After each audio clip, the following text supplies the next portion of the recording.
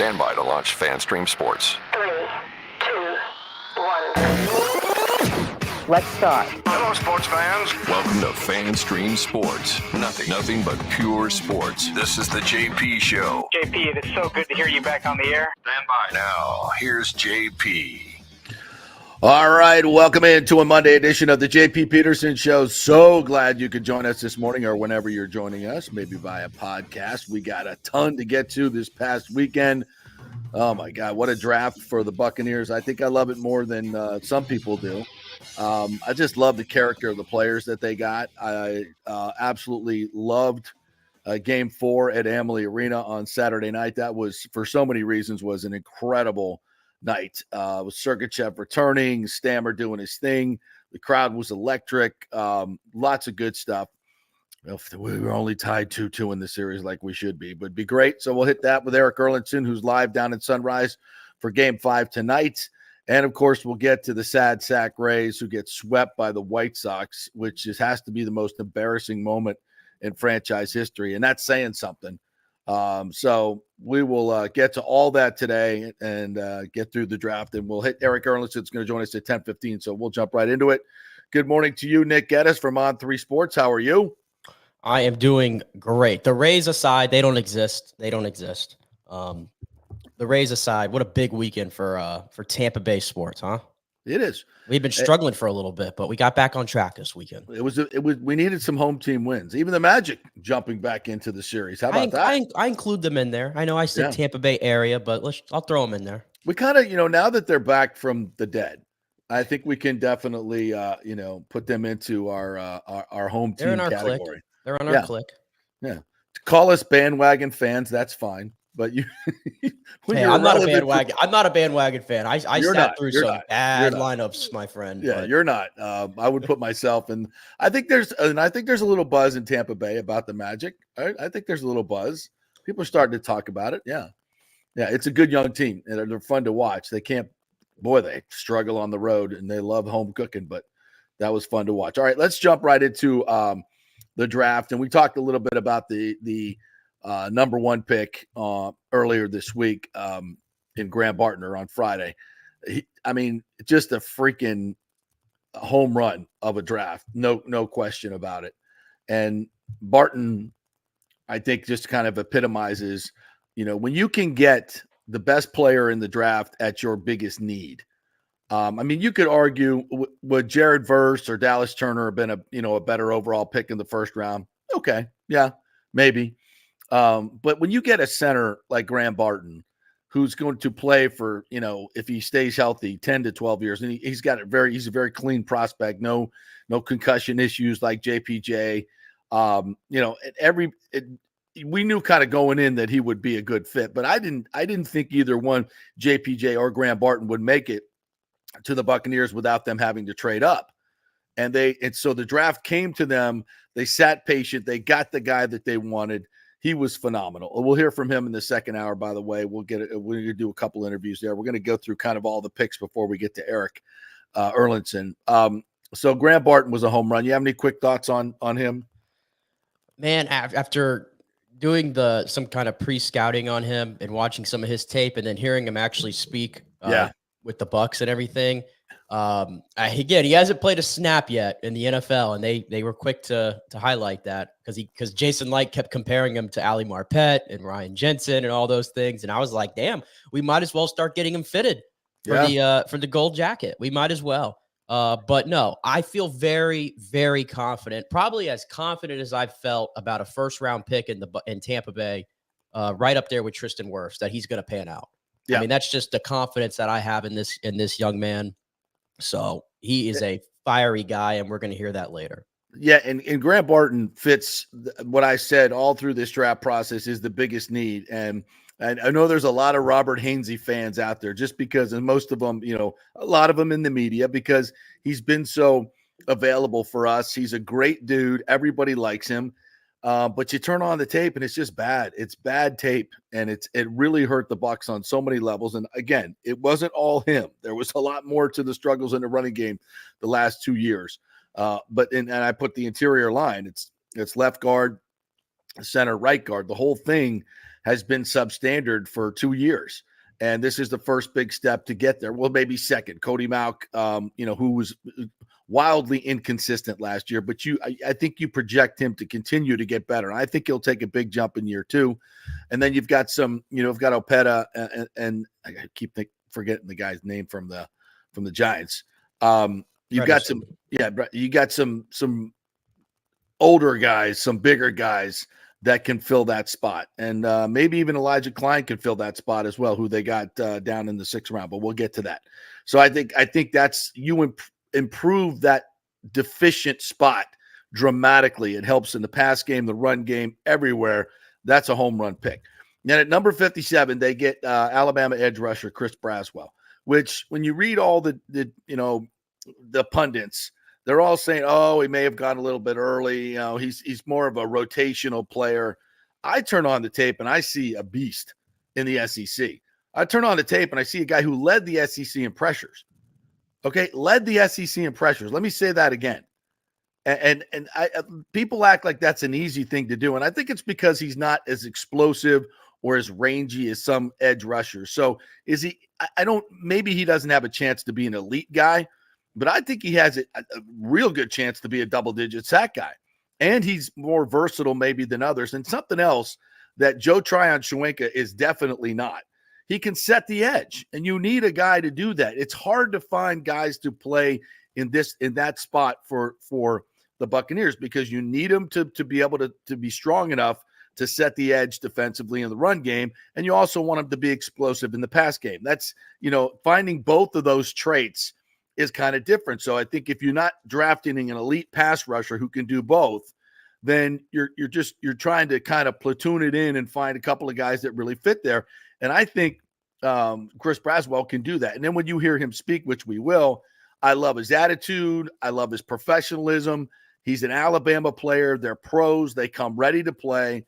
I like this pick a lot more than other people. Your thoughts? Yeah, I do as well. I mean, general rule of thumb, I feel like you can never go wrong with an Alabama pass rusher. Right. And, and also, of all the production you mentioned, he did that in only 2 starts at Alabama. Yeah. This guy made 2 starts at Alabama because he was sitting behind some absolute beast like Will Anderson and Dallas Turner, who were obviously high first-round picks. Right. He's got a really good first step and everything. Probably could develop some more moves because he's very powerful. I think there's one of those the guy for the Athletic. I think it might be Dana Brugler, maybe. Mm-hmm. Yes. Or Bruce Feldman, one of the two. They do like their freaks of the draft, and I believe Braswell was like on that list and everything for his strength and size and things like that. So yeah, I thought it was good value at 57. Personally, I don't get the whole thing about he was overdrafted. I thought 2nd round was probably where he was going to end up. And this was a weaker edge class on paper. And Nealon, who I think the Bucs probably were a fan of as well, went like a pick or 2 before him. Yeah. So after Braswell, there was a pretty big drop off. So you had to get him right there. Yeah, I thought that was, I think when I was watching it, I'm like, ooh, Nealon's still there. And then he went right before the Bucs. So I don't know if Flight was trying to trade up, but in that situation, you don't want to give up a 3rd round pick to move up 1 spot in the 2nd round. That's not good value. And I thought they got 2 really good 3rd round picks. So as we get to that, but I think Braswell is going to be better than people think. Again, you lead the SEC in pressures. I mean, that you want to talk about production in the best league. That to me is it could be a steal at 57. I think Go ahead. Oh, no, I was going to say too, you know what I really love about him too? I mean, he only made 2 starts at Alabama. You think this guy couldn't have hit the portal at any point? Oh my God, yes. Easy. And he stayed. Yeah. That's a great that. Point. I respect that. Because he knew he was getting playing time. It wasn't about the ego of starting. He knew he was getting the playing time. So that to me is just silly stuff when if you want to knock him for that, I don't get it. All right, and then with the number 89 pick in the 3rd round, they take Tyke Smith. If you've watched some of his tape, and I know he's only 5'10", but he reminds me. I don't want to, because sometimes when you do these comps and these guys are phenomenal players, but remember Bob Sanders, who played for the Colts. I mean, you want to talk about a guy who can strike and has great instincts. And, I know he's not the biggest guy in the world, but he kind of gives me that feel. Todd Bowles, I'm sure, loves guys like this. The toughness, the striking ability. He's got some ball skills. Again, it's Georgia, and you're playing. These are the best players in college football. I love this pick as well. Your thoughts? Yeah, a lot of people that I trust that break down all these prospects, and this was a weaker safety class, had him as, some of them had him as his top safety in the draft, or at least in the top 3, from guys I trust. And then you go turn on some of the film and everything, and he plays with an edge. And like you said, he doesn't have like that big size necessarily, but like I've seen plays where like he's playing near the box and he's going right up against, really big offensive tackles in the SEC. And maybe he's not necessarily winning those matchups, but like I appreciate the willingness to do it. There's no fear in his game. And of course, I have to shout out, by the way, the guys at Pewter Report, because they spend so much time, developing these Bucks best bets and everything. Yeah. And I heard them talking about Tyke Smith for months. Yeah, for months. That I was not surprised one bit when pick 89 came, and I even said to myself, they're going to take Tyke Smith right here. Yeah. They're going to take Tyke Smith. He's a Bowles kind of player, another chess piece for the defense. And I love and you hear him speak, and you watch his game. These are serious freaking football players. There ain't no shirtless selfies. Maybe there is, but they've got grit to them. They've got an edge to them, and I love that. And I think that Jason Light and his team have really zeroed in on these type of players. They're all over the Bucs roster. They're high character guys. They're team first guys. They're serious football players. They're leaders, and they may not be the greatest athletes in the world, and some of them are, but they may not be the best at all the measurables. But they're football players. They're productive football players, and that's what I like. Speaking of productive football players, the most productive player on the Washington wide receiver core, which was pretty damn good, Jalen McMillan, you get at number 92. Now, he's not a take the top off the defense type of guy, but I would kind of comp him more as a Chris Godwin type. He's a great route runner, and when Godwin came out, he great hands. He gets open, makes plays. Again, super productive player, high character guy. Love the pick. Yeah, this one's interesting because we've been talking so much about Chris Godwin's kind of contract status moving forward and his future with the Bucs and everything.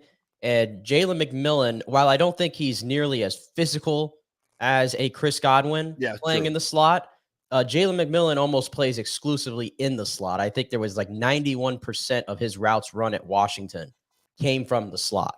Yeah. So when I saw that pick, I went, oh, they're trying to line up the Chris Godwin replacement eventually. But obviously they said Chris was going back into the slot this year. So I'm curious to see how that's going to work. But very productive at Washington. He kind of gets forgotten because of this past season, right? Because of Roma Dunze and Jalen Polk, but that was because he was injured for part of the season, but he was still productive in the games that he was in. And for those of you who love hand size out there, he's got giant 10-inch hands, and that's why he never drops the football. So, yeah, I like the pick. There were a couple receivers that I thought they could have gone in the direction for, but I figured that they really liked McMillan a lot. All right, then we get to maybe the most fun player in this draft for the Buccaneers, Bucky Irving from Oregon, kind of a pint-sized running back, but thick. And led the PFF game a 96.1 rushing grade, which ranks second overall, forced 136 missed tackles over the past 2 seasons to rank second among Power 5 running backs. That's pretty damn good production there again. And again, one of those smaller guys, thick guys that you just can't tackle because you can't get a good shot on him. And he can catch the football. Again, I think a perfect compliment for Rachaad White. What do you think? He's small, but he plays like he's a really big body running back. Yeah. And that's evident by, like, I don't know if you see like these RAS, like athletic scores going around. Yes. And the Bucs drafted. Doesn't. Yeah. Well, he might not look at him, but Graham Barton, for example, was like the number 1 center, like in the history of like the testing. Yeah. But they drafted all these athletic freaks, and the one they did not was Bucky Irving. And he graded poorly at the combine and all those things. But again, you watch him play at Oregon, explosive, just makes plays. I think he had like 1,500 all-purpose yards last year. And he plays, like I said, a lot bigger than what his size is. Well, and when it comes to those type of rankings, for me, running back is so much more. I think it's the least dependent combine position to me, because I don't care what, unless you're getting up into the 4.65s, 4.7s. I mean, that's telling you something. The guy's not as fast as he needs to be, but that's not the case here. When you have production like this, and being a running back is a talent. It is a talent. It's being able to see, it's being able to time when you make your cuts, when you don't make your cuts, how you cut. Those are things that are very hard to measure. And Bucky Irving, by the missed tackles, that's the measurement I'm looking for. And he's a lot more similar to Rashad. He led the NCAA in receptions from a running back this year as well. Yeah. And he's a tackle breaking machine. You don't bring him down on the first hit. And it's so, if you can, and this is something Lee and Cohen loves to do, just get your back out in space, put him one-on-one with a linebacker. Linebackers want no part of this dude in space, no part of it. And that's the easiest play in football, right? Invite the pass rush, screen it down, or just get him in the flat one-on-one. Let him work. It's a quick throw. It's an easy throw. It's a high completion percentage throw, and then just let your guy do the work. So he fits that bill to a T. I love the pick. Next pick, the offensive lineman from UTEP, Elijah Klein. The guy from the Athletic you mentioned had him as the biggest sleeper on the offensive line. So that was, I think it's a good pick at that particular point if you can get some depth there at that point.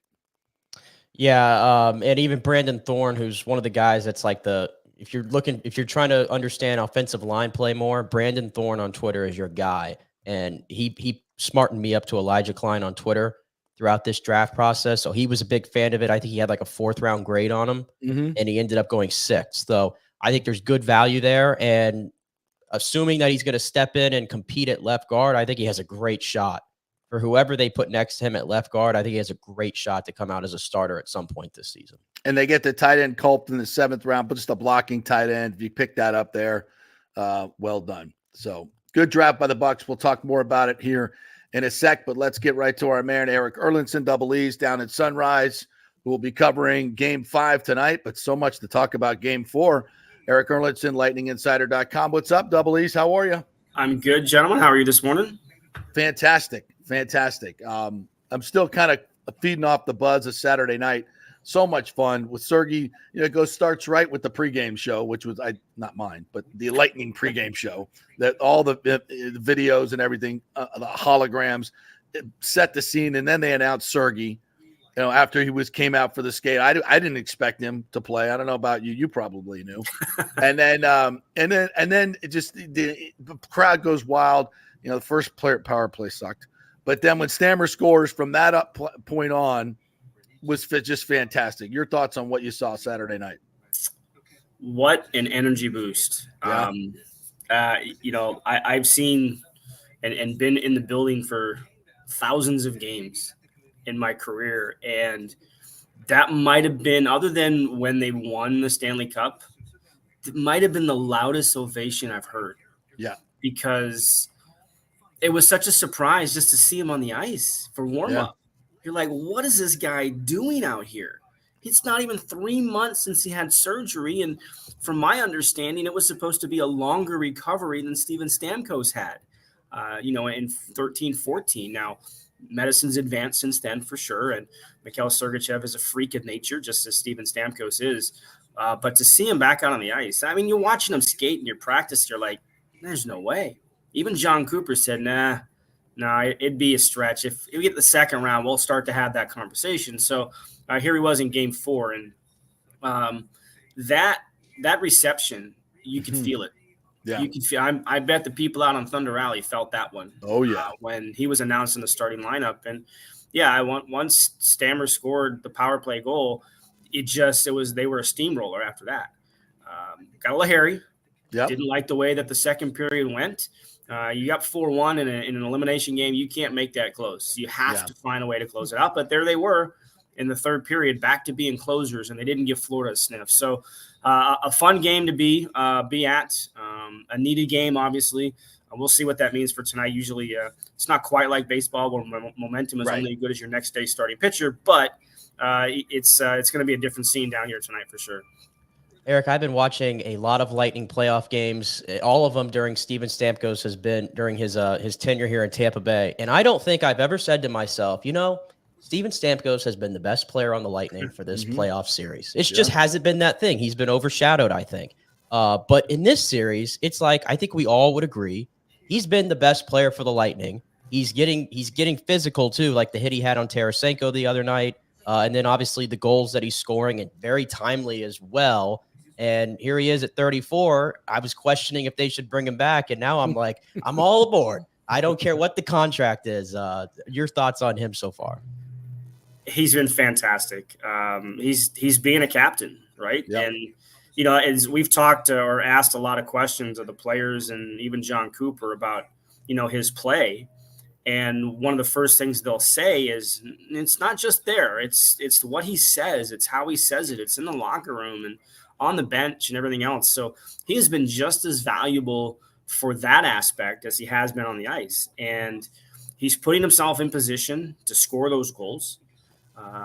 Look, he's motivated, right? He's motivated, as a lot of those guys are. But he's been – you're right. There's been times where he hasn't been at the top of his game when it comes to the playoffs, even though – he's at the 100-point mark now in the postseason, and he scored his 50th career playoff goal. We kind of lose track of those numbers sometimes. But he's been a guy that is just – he cares so much about this team and this franchise that you see it. I mean, you see it on the ice. He won't talk about it. I did write about it the other day that, look, tonight could be the last time we ever see him in a Lightning jersey, and we're going to talk about that for every elimination game that they face here in this postseason. And it's going to be a difficult offseason, I think, for both sides to try and find a way to make this work. But he's been great. Yeah, I don't look forward to that conversation, but it needs to be had. I was saying this on Saturday night. Was that the last home game for Stamkos? But so we're not bringing that up on this post-game show tonight. We'll talk about that on Monday with Eric. We'll do that on my show on Monday, but not tonight. Now, in terms of Sergey, I thought he played well, surprisingly well. I mean, to come back in the playoffs after having not skated in a game, it's insane. It's hard to do that. But also in a sense that, and Brian Engblom brought this up on the postgame show, when he gets in, he slots everybody to where they should be playing, right? And some guys were out of position, now they're not. How good of can that be a chess piece with, of course, Sam Bennett not playing, that tilts this series back the Lightning's way? I would initially say maybe not, because I think the Panthers have been a pretty good team, and they're a damn good team. But what are your thoughts? Could it be that chess piece? Well, there's a long way to go to start talking about that and everything else. But what it has done to that point, and again, I kind of wrote about this today. If anybody wants to check it out on lightninginsider.com, they found a partner for Eric Chernak. Right. It's what it comes down to. Without Sergachev, and we talk about the broken leg, but he really hasn't played since before Christmas, because his first game back is when he suffered that broken leg in February. So, but looking at the minutes, I mean, Eric Chernak has played more than 100 minutes this season, I think, with 5 different partners. And that doesn't count Matt Dumba, who's only been here since March 10th, right? So they have not been able to solve who plays on that side. They're into the situation now where they've had a couple of righties play on that left side with Eric Chernak, and it just hasn't looked comfortable for either of those guys. It's hard for the righties to go to the left side. So with Sergachev there now, that's what you have. You have a steady partner for him. We'll see what Darren Radish's status is, but Matt Dumba played with Victor Hedman the other night, and then you had the 2 rookies in Lilleberg and Crozier on the third pairing, and it does balance things out much better than it has been since before Christmas. Now, Mikhail Sergachev wasn't playing very well before the injury. He was among the culprits of having problems getting pucks out of the zone and making questionable decisions with the puck, but he's motivated now. Sometimes you don't know what you got till it's gone, right? That's so right. To miss that amount of time, you can just see the excitement level back in his game. And he's not going to be back to where we're used to seeing him play when he's at the top of his game. It's going to take some time, but he put in 17 quality minutes the other night. He was up on the rush on that 3-on-2 goal during 4-on-4. Made a nice pass over to Brandon Hagel to set up that goal that made it 4-1. So he's, I don't want to say it's a series changing type of addition to the lineup, but and you only get one night of an emotional boost. Right. So you can't get that emotional boost out of his return tonight. You got to find a way to make it work. And but it does. It balances out the pairings. Eric Erlinson joining us here. The shot that Montour takes on Kucherov, and when I first saw it, I was like, oh, they're kind of tangled up. When I saw the replay, I was like, that's disgusting. That's disgusting. And it's clear as day. Once he gets him on the ground, he takes the stick, not only hits him in the back of the head, but then rakes him across the face to take the helmet off. Yeah. I mean, there is no room. How can the NHL allow one of their MVP to get treated like that on the ice and do nothing about it? I went to the NHL safety thing that they have on there, and the last 3-game suspension they had was, what's his name? God, I wrote it down. I can't even read it. From the Wild, for throwing his stick on the ice, he got, after the game, he got 3 games. Yeah, Ryan Hartman, I think. Right? Yeah, Hartman. This is not suspension worthy. Are you freaking kidding me? Yeah. Like, what is this? And I once saw in this league a long time ago. Yeah. Vinny Prospel once got suspended for the intent. Yes. To do something like that. The intent. Uh-huh. Right? Like he was over somebody, he had a stick down, and then he didn't actually make contact. He went above his head. He got a suspension for that. And yeah, of all the sports, this is the one that doesn't protect their star players. And look, it doesn't even have to be a star player. That is if that's not intent to injure, by definition, I don't know what is intent to injure when you cross-check a guy to the neck. That ended Steve Moore's career, the whole Steve Bertuzzi situation with the Canucks and the Avalanche. That ended Steve Moore's career. And the fact that they still allow – I mean, there wasn't even a fine. Not even a fine for a play like that. And it just sends a wrong message, and this is why so many people get turned off by this sport when you see that. This league thrives despite those who run it. You're so right. And, I saw this. Now, was out on the ice after that hit. And he was, and I saw twice the referees skating as fast as they could to get in the middle of, and he wanted some retribution. I think, I'm going to say Cooper sent him out there. We all know what was supposed to happen there. And it was, so it's not like the Lightning didn't do anything. They tried to do something, at least in my mind. Am I wrong in that? Because I saw that the refs they knew what was coming next and they didn't want it to happen. Yeah. I'll be honest, does their retribution happen tonight? I'm downstairs at that point because I got to be ready for the radio interview. So I didn't see a lot of that extracurricular stuff. Just what I heard. I heard that I think did Phil say that Luke Glendening took a spear from somebody? I think he did right after the game. Yeah. So I mean, is there retribution? I mean, you got to be careful in the playoffs. You got to be careful because you don't want to put your team into a situation where you're going to create a disadvantage, to put Florida on a power play and end up, especially down 3-1, right, being the difference in a series, right? Like you have to be careful with that. So we'll see how the game transpires. If the score starts to get out of hand, maybe you see something. I don't think it's going to be anything over the top, but I think if there's a chance to maybe take a little extra jab at a guy like, and look, Kucherov might do it himself. Yeah, he's got a little bit of that sneakiness to his game, right? Like we've seen him throw a couple of butt ends of his sticks and whatnot. So he might take care of it himself on the ice. But again, you have to be careful when doing stuff like that in the postseason because your postseason might be over. Yeah, the second guy always gets the penalty, right? That's usually the way it works. All right, so just in general tonight, it's 3-1. You're going back to their barn. I've not been down there. You have. You've been there. It's been a great atmosphere. I think their fans have really showed up. No question about it. And why not? They got a great team, and this is your rival. If not now, when? Right? What are your thoughts on this game tonight? What do the Lightning have to do to get this back to Tampa Bay for Game 6? Get the puck out of the zone. It's as simple as that. When they've got themselves into trouble in this series, it's been because of failed clearing attempts. Can't clear. Yeah. It's been a problem that they've had all year long, and it's popped up here again in the postseason. And it's just sometimes it's just soft play on the puck. You got to be harder on the puck when you have a chance to get it out. And look, like the one that Braden Point had the other night, like he did the right thing.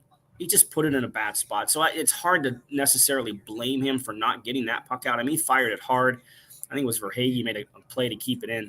So those things do happen, but you just got to be harder on the puck. Use the boards more, those kind of things.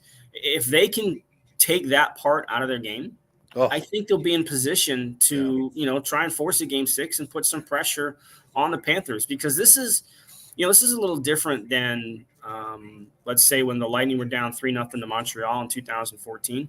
The Lightning lost those first 2 games on home ice. I'm sorry, I'm thinking of a different one, 15 against Montreal, where the Lightning won the first 2 games in Montreal. So it was on the road. So game 5 was actually in Montreal. So this is the game 5 here is on the road for Tampa Bay's perspective, which means you can come back to home for a possible game 6. Yeah. And that really, because once you get to game 7, anything goes. Right. And so if you can find a way to win this game tonight, you make the Panthers uncomfortable, because then they got to go back to Tampa. They got to face that crowd again. So clean up your game. You've had a majority of the power plays here in the past couple of games, so you better score some goals 5-on-5. Which the crazy thing is, they scored 6 goals the other night. Only one of them was 5-on-5. Yeah, 2 power play goals, a shorthanded goal, 2 4-on-4 goals, and then the one insurance goal from Stammer that was 5-on-5. So just keep the game 5-on-5. I think they found ways to get inside of Florida's zone and create some havoc. Do that on a more consistent basis, and just give yourself a chance to win this game. All right, Double E's, I know you got to get over there to the rink, so appreciate you taking some time. Anything else you want to add here besides get your butt to lightninginsider.com? Great. This is the time of year. Your columns have been absolutely fantastic. And it's if you're a Lightning fan, it's a must read. So give them the promo. Yeah, well, you can see the website right there. There it is. Lightninginsider.com. There's 2 plans. There's a yearly plan. Just $40 a year, or $4.99 a month if you want to do a monthly plan. Obviously, the playoffs is the best time of the year. It's the best time to be informed. Again, the story today on Sergachev, not just an emotional return, what his return on the ice. We touched on a little bit, but a little bit more in depth on what's on the website. So that's the way to get me. And, of course, I'll be on the Lightning Radio broadcast tonight with Greg Linnelli, pregame, intermission, and everything else. All right. We'll be listening and watching. Thanks, buddy. I appreciate it. Be well, boys. All right, Eric Erlinson there at lightninginsider.com. I cannot wait for this game tonight. Playoff hockey is just so good. Were you watching last night, Vancouver and the Preds?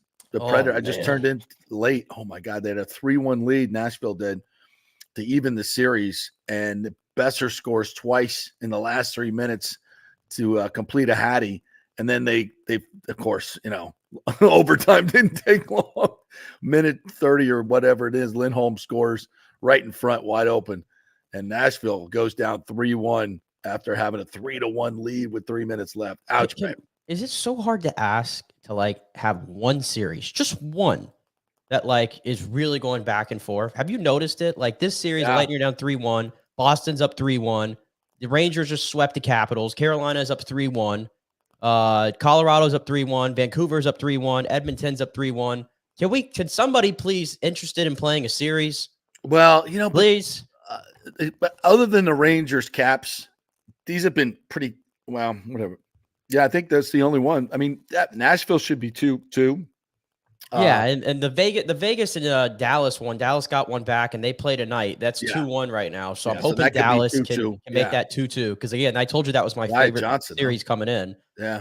The one that I'm LOLing at, I don't care what happens to the Lightning, and I don't care that they beat us last year to finally snap their streak. Whatever. What's happening in Toronto meltdown is just blissful. It really is.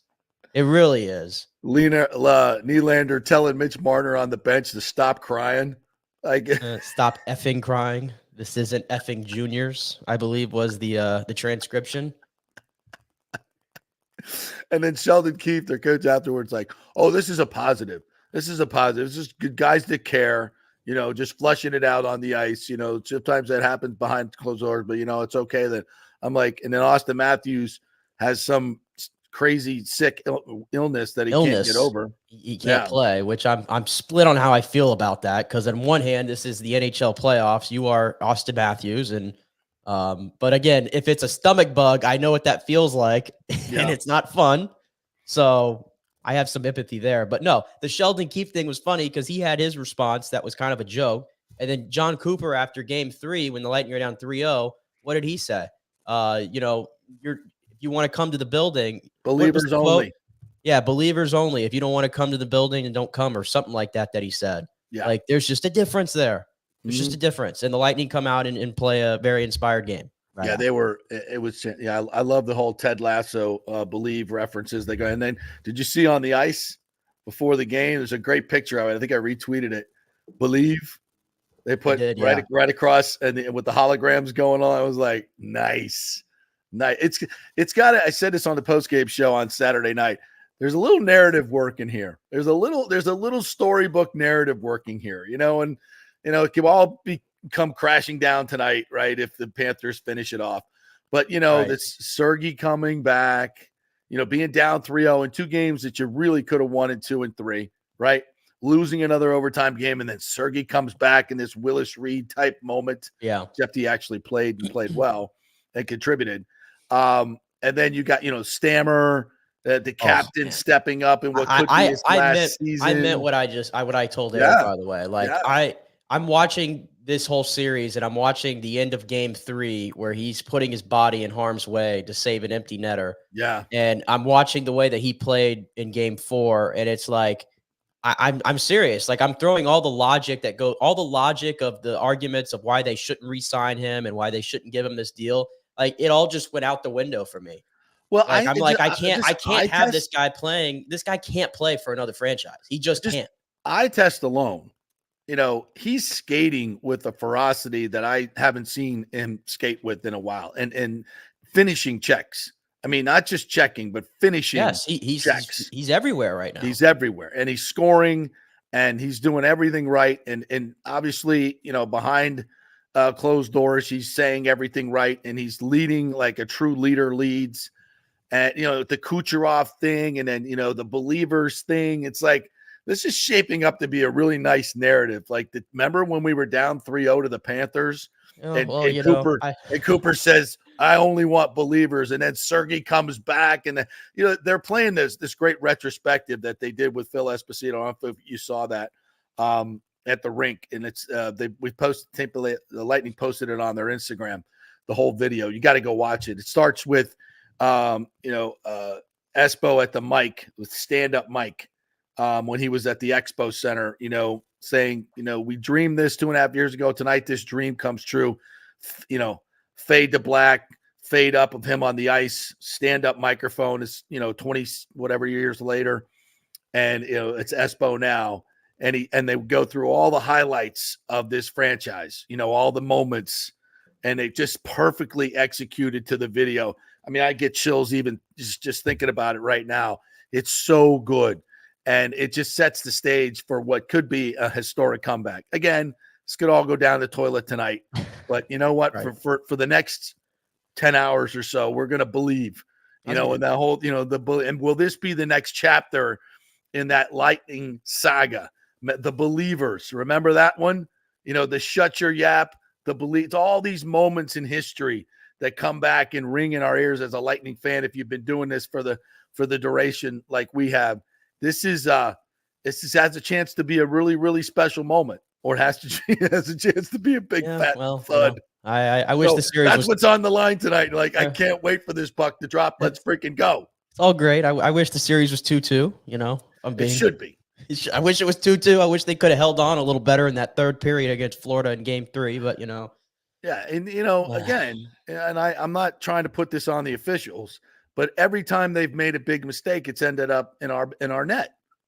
And that's, mistakes will happen, but you just hope that they get erased, and they haven't been.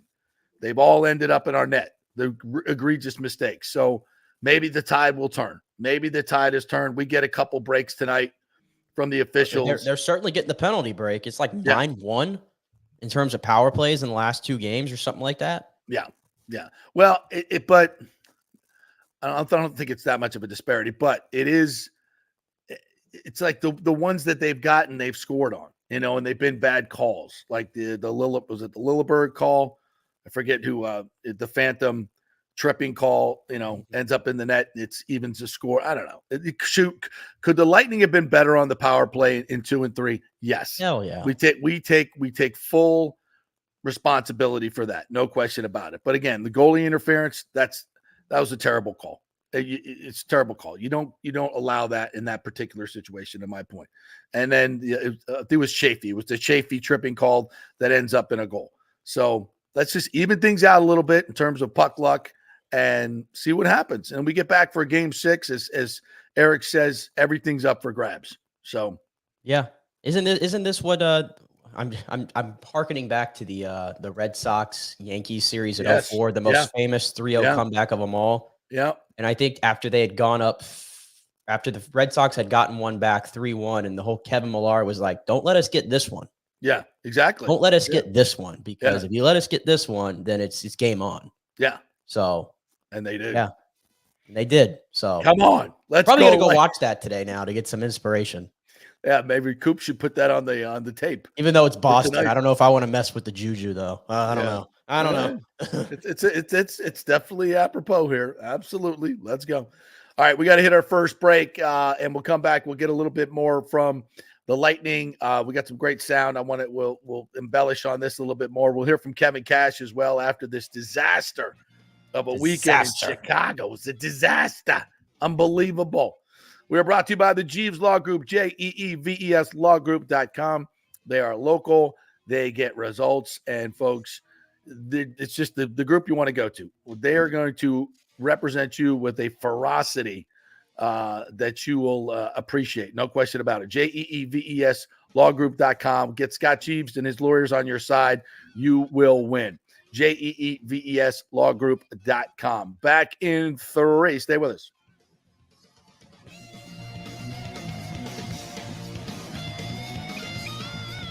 JP here for my friends at your local Synovus Bank. And I do mean friends, and I do mean local. One of the local managers in Tampa is John Acosta, big fan of the show, and I've known him for over 40 years. He's been in local banking since 1983. You talk about developing relationships. You don't stick around for that long unless you're doing things the right way and have a great reputation. And that's the focus company-wide at Synovus. Big enough to handle any complex international transaction, but small enough to answer the phone when you have an urgent question about your business or personal account. And for personal accounts, they have a very easy app that works great. You can do everything online. And for large or small businesses, you will get that personal touch and services to help build your business, taking your dreams and aspirations from the whiteboard to reality. We can make that happen. Let us show you how. For a get-acquainted meeting to open a business or personal account, just call John or go to synovus.com to find out where your local branch is. Everyone knows Italiano Insurance is your go-to for home insurance, but they also have an amazing team that focuses on business insurance. Yes, your business is most likely your biggest asset, so make sure you have the right coverage at the most competitive price. And if you started a side hustle recently, don't forget you need business insurance, because if you get sued in this over-litigious society we live in, you could lose all your personal wealth. So get that business insurance. And for the best customer service, always choose Italiano. My representative, Charity, is amazing. I called her late on a Friday because my insurance was going to lapse. She stayed late until the job was done. You just don't find that anymore. Give them a call, 813-877-7799. That's 813-877-7799. Italiano Insurance. JP here for the Geddes Gordon Real Estate Group and our good friend Jane Geddes. Folks, simply put, there is nobody like Jane. Jane is a former LPGA two-time major championship winner. She was also vice president of talent relations at WWE.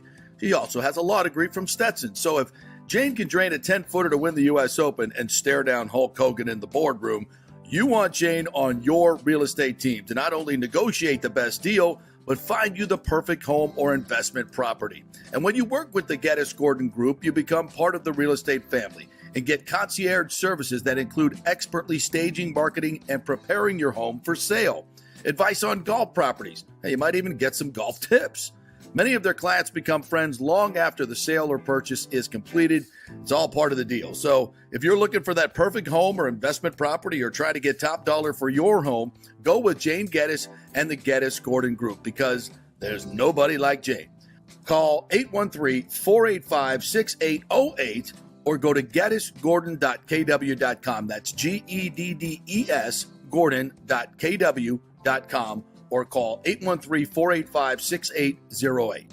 With over 34 years of producing small and large events, Extravaganza Productions is truly a Tampa treasure when it comes to creating some of the very best events in Tampa and all across the United States.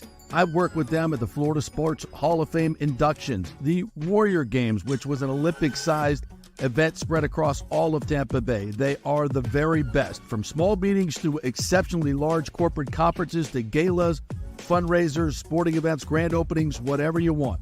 Team EPI has an extremely talented staff of designers and show producers that develop extraordinary events fueled by the visions of their clients. You can reach them at their Tampa headquarters at 813-621-4700 or go to extravaganzaproductions.com.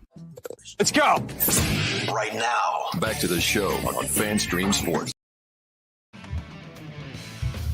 All right, welcome back to the JP Peterson Show here, brought to you by the great folks at Hydrate Heroes. Get 8 times the benefits, 8 times the essential minerals and vitamins. 15% of gross sales goes to the military, thus the Hydrate Heroes. 75% of you people are dehydrated, so get the one that is sugar-free, caffeine-free, gluten-free, certified plant-based, keto-friendly. Great flavors. I'm drinking the watermelon elderberry this morning. Absolutely fantastic. Go to tryhydrateheroes.com, tryhydrateheroes.com, and get a free 3-pack sample, and you will absolutely love it. And as I've said, it has helped me feel better, gives me more energy, helped my joint pain tremendously, which I did not expect, but my knee pain has kind of gone away since I've been drinking about 3 or 4 of these a day. So try it. Hydrate Heroes. Go to tryhydrateheroes.com. Get your free 3-pack sample. All right, we got to hit the Rays a little bit here, and let's beat them up because they deserve to be beat up, Nick. Coming into the season, I did not have high hopes, and all the injuries certainly have made it even worse.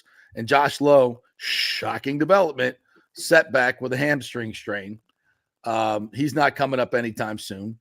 Why Junior Camanero's not already here is a huge question mark because he's. Did you see him yesterday? They only had 2 home runs yesterday and 4 hits. Yeah. Taj Bradley, 5 scoreless innings. Why are they in Durham? I don't know. Bradley, I get, but Caminero, yeah. Come on. I mean, what are we doing? Like, why is this guy not up here? It's ridiculous. Probably service time related, I'm guessing. Because, dude, you just got swept by a team that had won 3 games. Was 3-22, and you got swept by the White Sox. And it's not just swept. Once again, you can't hit a big hit in any situation. Richie, and it's interesting. The only guys that are really hitting, Richie Palacios, Rortvet. Screw up his name all the time. He looks fantastic. Yeah, the new guys. Yeah, the new guys are doing it. The older guys are just awful, and I mean awful. Randy finally got a big hit with runners in scoring position, but for most of the series, again, just terrible. Siri gets benched on Saturday. I mean, I've never been a big fan of his showboating, to be quite honest. I mean, you thought KK was bad? This guy takes it to a whole new level. And then you get a bouncer up the middle, and you don't even take a step until the ball gets through the infield. And good on Kevin Cash for sitting his ass down. You know, finally, good on him for doing that. But my God, that's so. And when you're in a situation like this where you're getting your ass beat handed to you by the White Sox, the next day you're out there lollygagging it in center field. Absolutely unacceptable, especially when you lead the league in strikeouts. Come on. This was so embarrassing that even the most optimistic Rays fan that will spin anything on the X machine, even they were like, this is unacceptable. This is embarrassing. This is bad. This is all everything, right? Even the most optimistic Rays fan, and I know who you are, you spin everything. Okay. Now you're not gonna call them out. You're not gonna mention names. I don't need to mention names. We all know. All right. But you're not talking about Dickie V. Oh no. No. Dickie V was upset, and I No. responded It's to Dickie V. it's some of the fans. It's some of the fans, and I don't want to bury everyone because I use analytics too for certain judgments on players, but Right. it's the fans who will die hard and will put up these graphs of all these different things to justify why a player is this and that and everything, where I think it's just a little too just in the weeds, in my opinion. And those are the fans who will tell you why the Rays are okay and this and stuff and that when my eyes are telling me they're not. But besides that, I'm aware that there is 162 games in the season. You're going to have ups, Unfortunately, you're going to have downs. And I want to think that getting swept by the 3-22 Chicago White Sox, I want to think that this is the low of the year and we can move past this. And I see all these encouraging developments, Josh Lowe aside, of players, the cavalry coming in to help, hopefully. But on its surface, just reading into what we saw for these 3 games, it was pitiful. It was hard to, it's almost borderline unwatchable. It's borderline unwatchable. 23 runners left on base on Friday and Saturday night. It's like the Rays are getting hits. They don't have a problem getting hits, but they don't get them at the right times. They just don't. And here's a big problem. 73% of their hits, JP, are singles. Yeah. Are single. No pop. They don't get extra base hits. They're third lowest in the majors with a 7% walk rate and second worst in the majors with a 5.6% barrel rate. Those are some analytics I'll bring to the table today because those ones tell you a full story of what I'm seeing with this lineup. There's just no juice outside of Isak Paredes and the occasional Richie Palacios who will crank one out every now and then. And where's the juice? In this lineup? It's just a bunch of singles and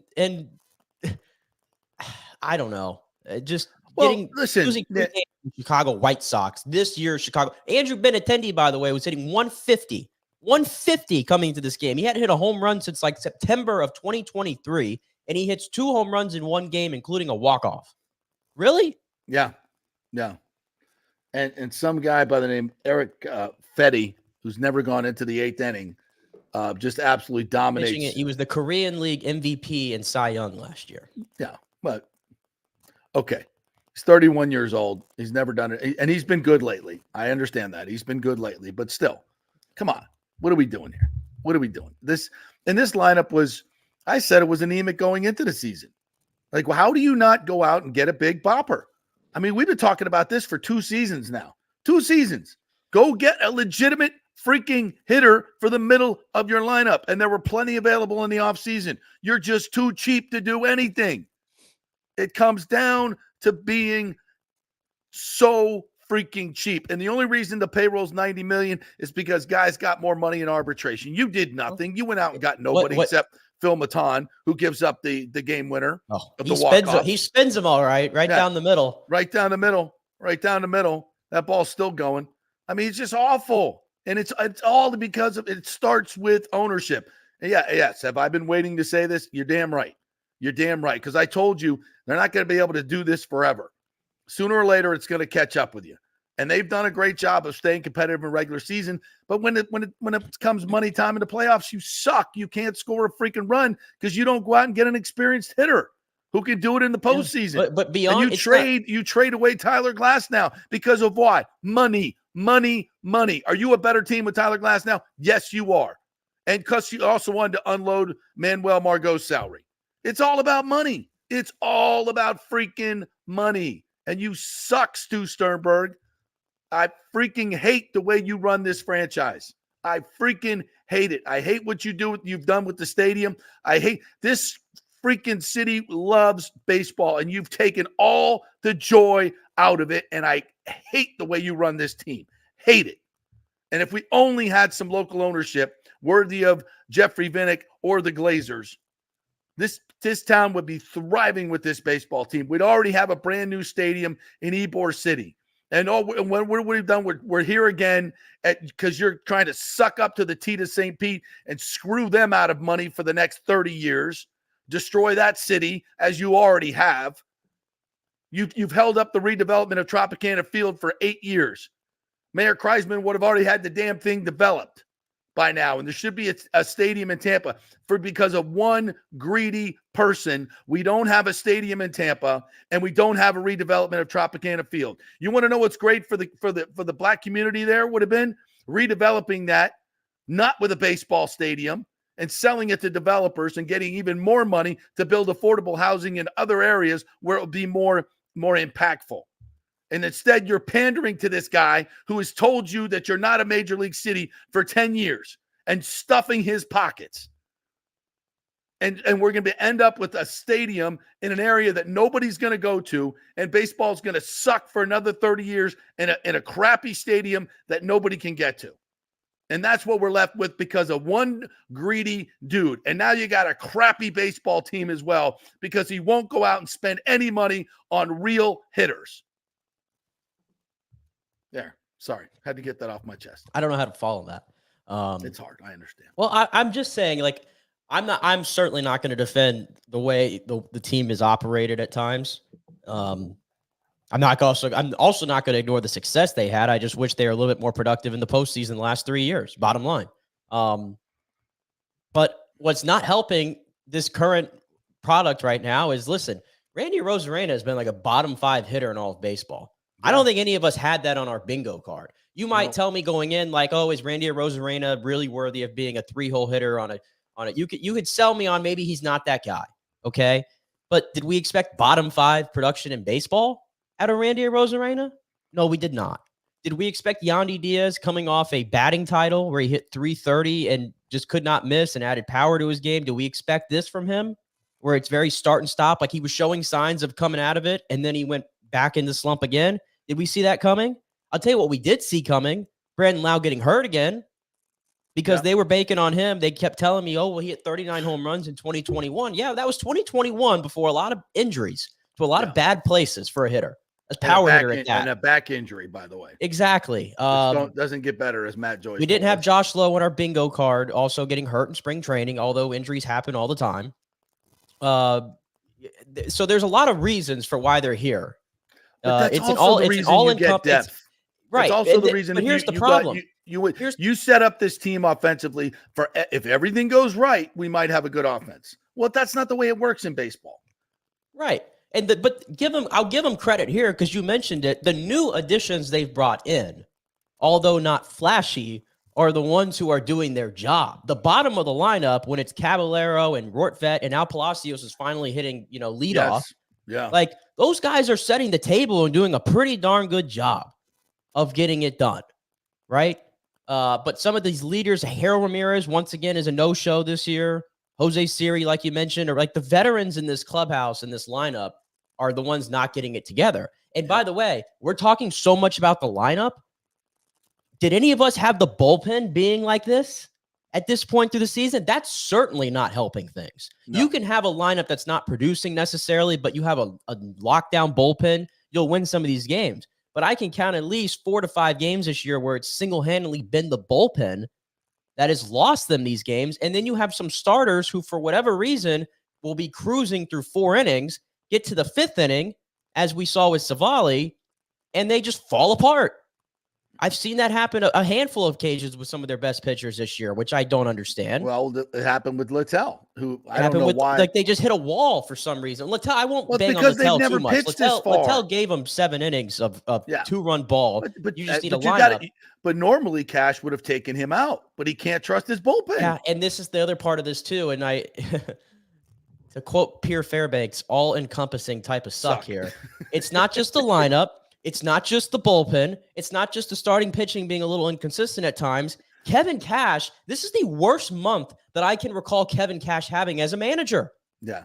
I'm serious. And I hate to bang on Kevin because I think he's one of the best managers in all of baseball. And I think some Rays fans who go over the top in criticizing him are in Looney Tune world because every other team in this league would love to have Kevin Cash as their manager. But with that all being said, this has been an awful, awful month for him from a managing the lineup. Like I said, Austin Shitten finally gets some at-bats against a righty. And what happened? He hits a home run. Shocking development, right? Yeah. Okay. But then yesterday, it's 2-1 going into the bottom of the 8th. Manuel Rodriguez, fresh up from Durham, is pitching. He already just gave you an inning. You know who the best guy in that bullpen is right now, or the second best in that bullpen? Jason Adam. Well, not Jason Adam, Garrett Clevenger. Okay. Yeah. Who hadn't pitched the entire series. It's 2-1. The game is right there. And you send Manuel Rodriguez back out there again to be a sacrificial lamb and give up 2 runs and Erasmo, and now it's 4-1 and the game's over. The Rays are not going to score 3 runs in the 9th. Right. Like, did you punt? Or did you punt? Why would you bring him back out? I couldn't see Clevenger right there. Yeah. Yeah. And, we go back to, pitching to Trout with first base open, who's just absolutely. That's what I'm saying. Like, Kevin Cash has not had a good month either. It's been all suck. Well, I will say this. He's forced him, one of the big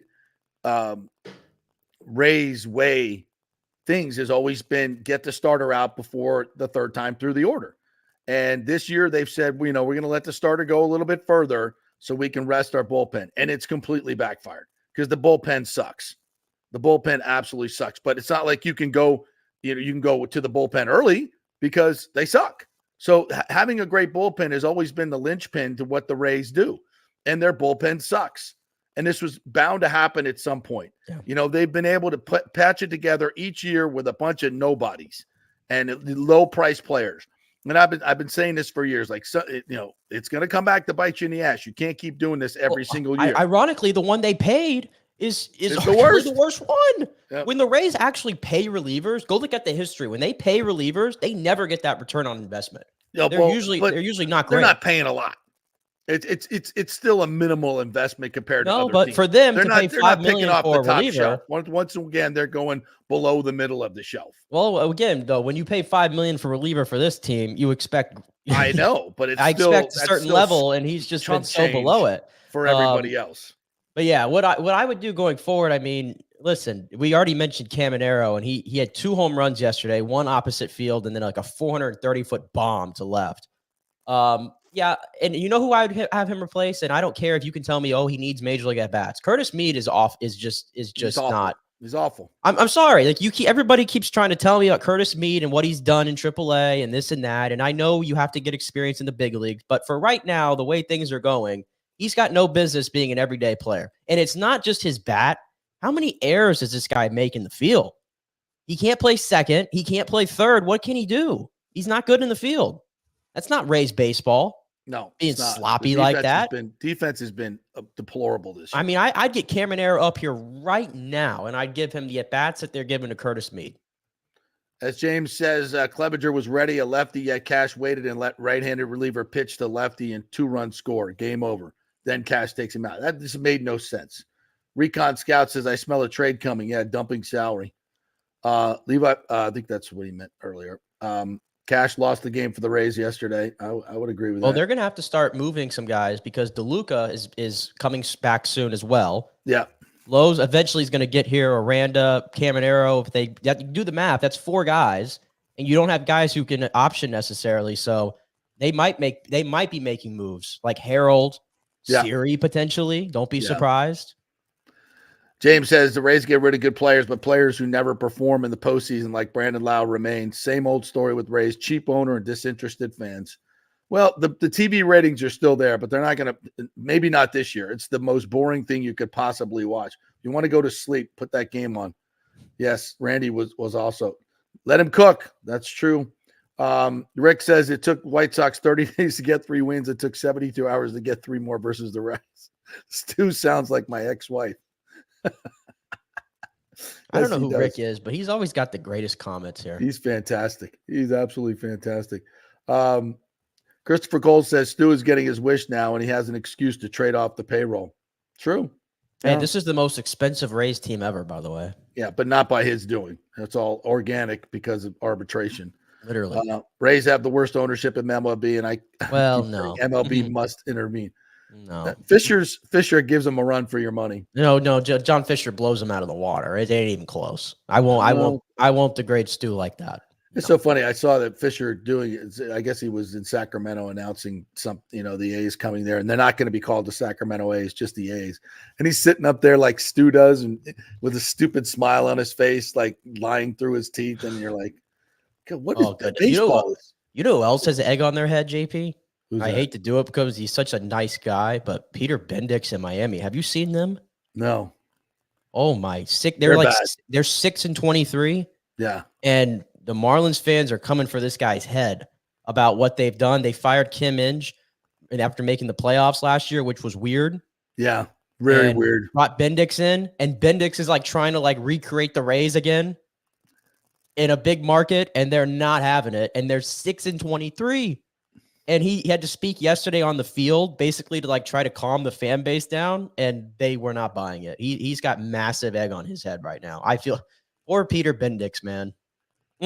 And you know, and he's a super nice guy, super smart guy, but his appearance doesn't give you the most confidence. Just sometimes that can really work against you, especially like now, because you got to be almost better. Just watch the tape of UDFA running back DJ Williams, and he's a beast. I checked that out. By the way, the Bucks signed, and we'll get back into the Bucks here in our second half. Going to do a lot more on the draft. Do we want to listen to Kevin Cash here, or do we? Yeah, let's hear what Kevin had to say. How long is Cash?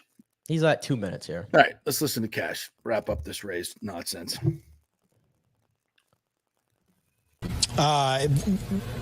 You got to give credit to Fetty. He had a nice breaking ball going, had good feel for it early in the count, late in the count, Huge strike zone, too, really tough for us to make adjustments.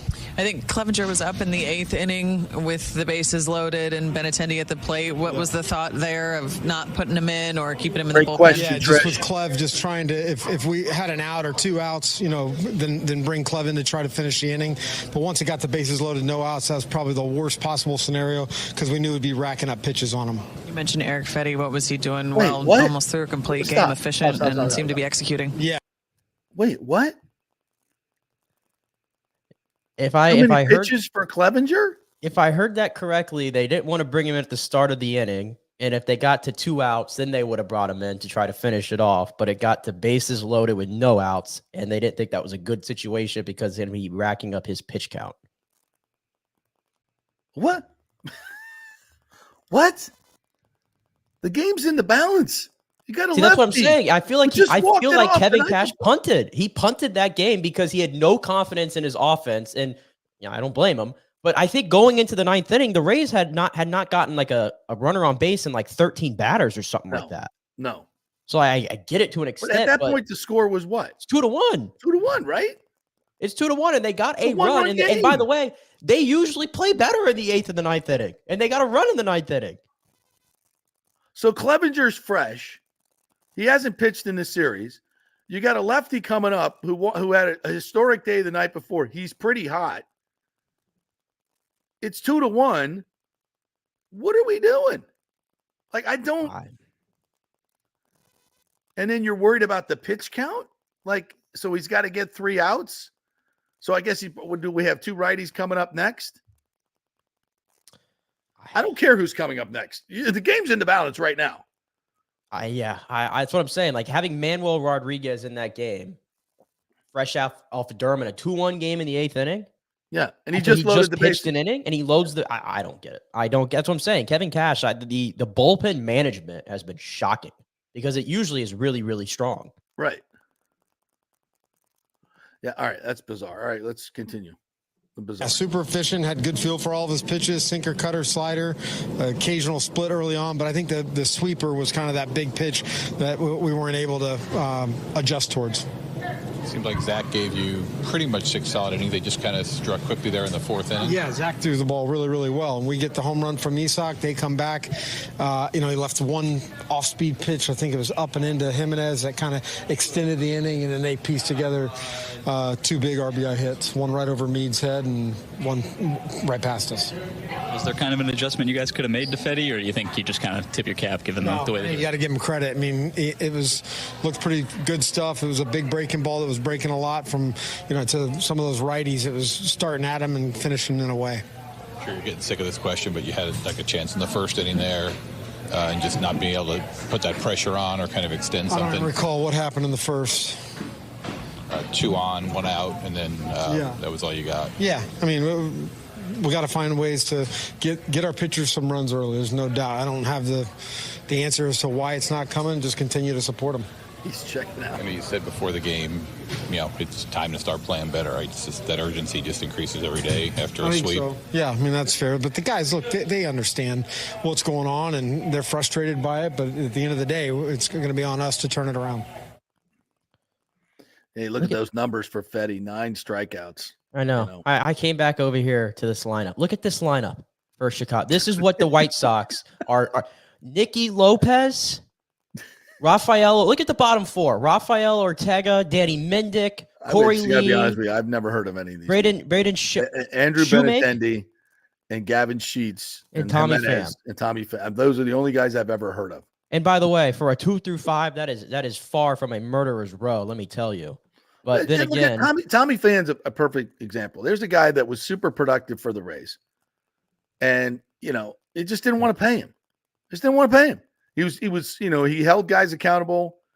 I mean, I'm not sitting here saying Tommy Pham would have been the difference. I don't think Tommy wanted to be here anymore, though. Yeah, exactly. He didn't want to be here because nobody wants to be here as a position player. You don't want to play here on that. At least they remember he had some comments about like the fan base or something like that, like because he came from St. Louis. Exactly. That's what I'm saying, man. That's what I'm just. The overarching thing is this community deserves so much better. Deserves so much better in terms of base. And I get so pissed off. Oh, it's not a baseball town. Like, you shut the F up. Every kid in this freaking Tampa Bay grows up with a damn baseball in his hand. Everybody. We produce more Major League Baseball players per capita than probably any zip codes in America. And baseball is part of this, is just as part of this community is Ybor City and Pinellas, all of it. It's baseball. We have a rich history of spring training in baseball and the Cuban Americans. And this should be a thriving baseball market in terms of our professional market. And it's not because of one greedy dude. And I'm so freaking sick of talking about it. And I wish Major League Baseball, and I don't understand why they did it. Well, it took them forever to do it with Namoli. Took them freaking forever to do it with Namoli. They finally got him out. And this guy's been worse. As I've said many times, you don't have a stadium problem, Rob Manfred. You have an ownership problem in Oakland and in Tampa Bay. It should have been done a long freaking time ago here. It should already be playing in that stadium in Ybor City. You know how much it would have cost him for that stadium in Ybor City out of his pocket? 150, 200 million tops. Because naming rights alone would have been 300 million over the life of the stadium. That's what it would have cost him out of pocket. And he would have made that back tenfold in premium seating. But he didn't want to come out of pocket because he knew at some point someone would give him more money to stay. And that's what he's getting now in this ridiculous deal in St. Pete that I still don't think is going to pass. Because now the numbers are getting out in the daylight and people are coming out of the woodwork saying this is ridiculous for St. Pete. And as this team continues to lose, the pressure is going to mount even more. So this losing streak, if you're a fan of baseball in Tampa Bay, and you don't want us to make this colossal mistake of building another stadium in a failed location, this weekend is actually a godsend. It's a godsend because people realize that this ownership group is about nothing but money. And you just got embarrassed by the White Sox because your team doesn't care, number one. They've checked out. And number two, you don't care. And you don't put the resources into your team to make it competitive. You've been playing with fire for 5 years. And I give you credit. You've been able to figure out the regular season. But everybody else has figured it out now too. And you're a joke. You're a joke of a franchise. No, I'm sorry. You're a joke of an owner. And if we get decent ownership, this will thrive. Unfortunately, it's going to cost us a hell of a lot more to build this stadium now than it would have 5 years ago. Because you took your ball and went home because you didn't want to pay for half the stadium. And you had naming rights too. Ridiculous. All right, let's take a break. We'll come back and we'll talk about some franchises that matter, the Bucks and the Lightning. And we'll hear from John Cooper. We'll hear from Sergey. We've got all the good stuff for you coming your way in our second hour. We're brought to you by the great folks at Extravaganza Productions. Hey, do you have a big event coming up or a small event where you want some great audio-visual production or maybe some creative ideas that'll make it pop, the folks at Extravaganza Productions will do that for you. Go to their website, extravaganzaproductions.com, email them, call them, get your free creative meeting with them if you mention the JP Peterson Show, and they will hook you up. EPI, extravaganzaproductions.com. Back in 3.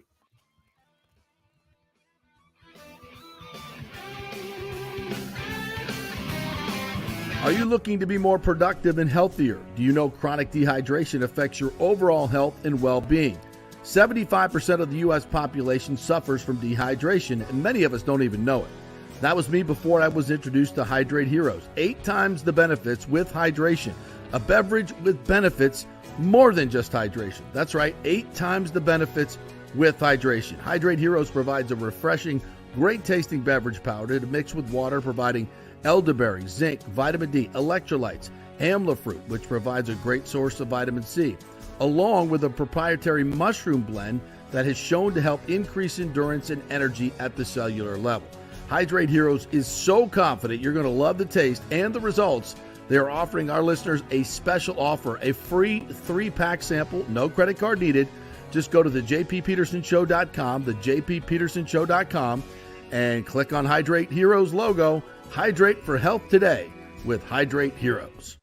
All right, this is for all you guys who don't want to go to the gym and do 5,000 crunches. At Bay Area Modern Medical Center, you can get on the new True Body machine where you can reduce fat and tone up your muscle. It's like doing 54,000 crunches in just 15 minutes. Define your body as you see fit. True Body offers personalized muscle stimulation that delivers the equivalent of those 54,000 crunches in just 15 minutes. Just get in touch with them at Bay Area Modern Medical Center, BAMMC.com. Chris Lugo and the team over there will set you up on True Body and get amazing results. Non-invasive with comfortable and little to no pain and zero downtime. You can isolate and target those areas that you want to improve and treat multiple areas simultaneously. It's an amazing machine, so check it out at Bay Area Modern Medical Center, BAMMC.com.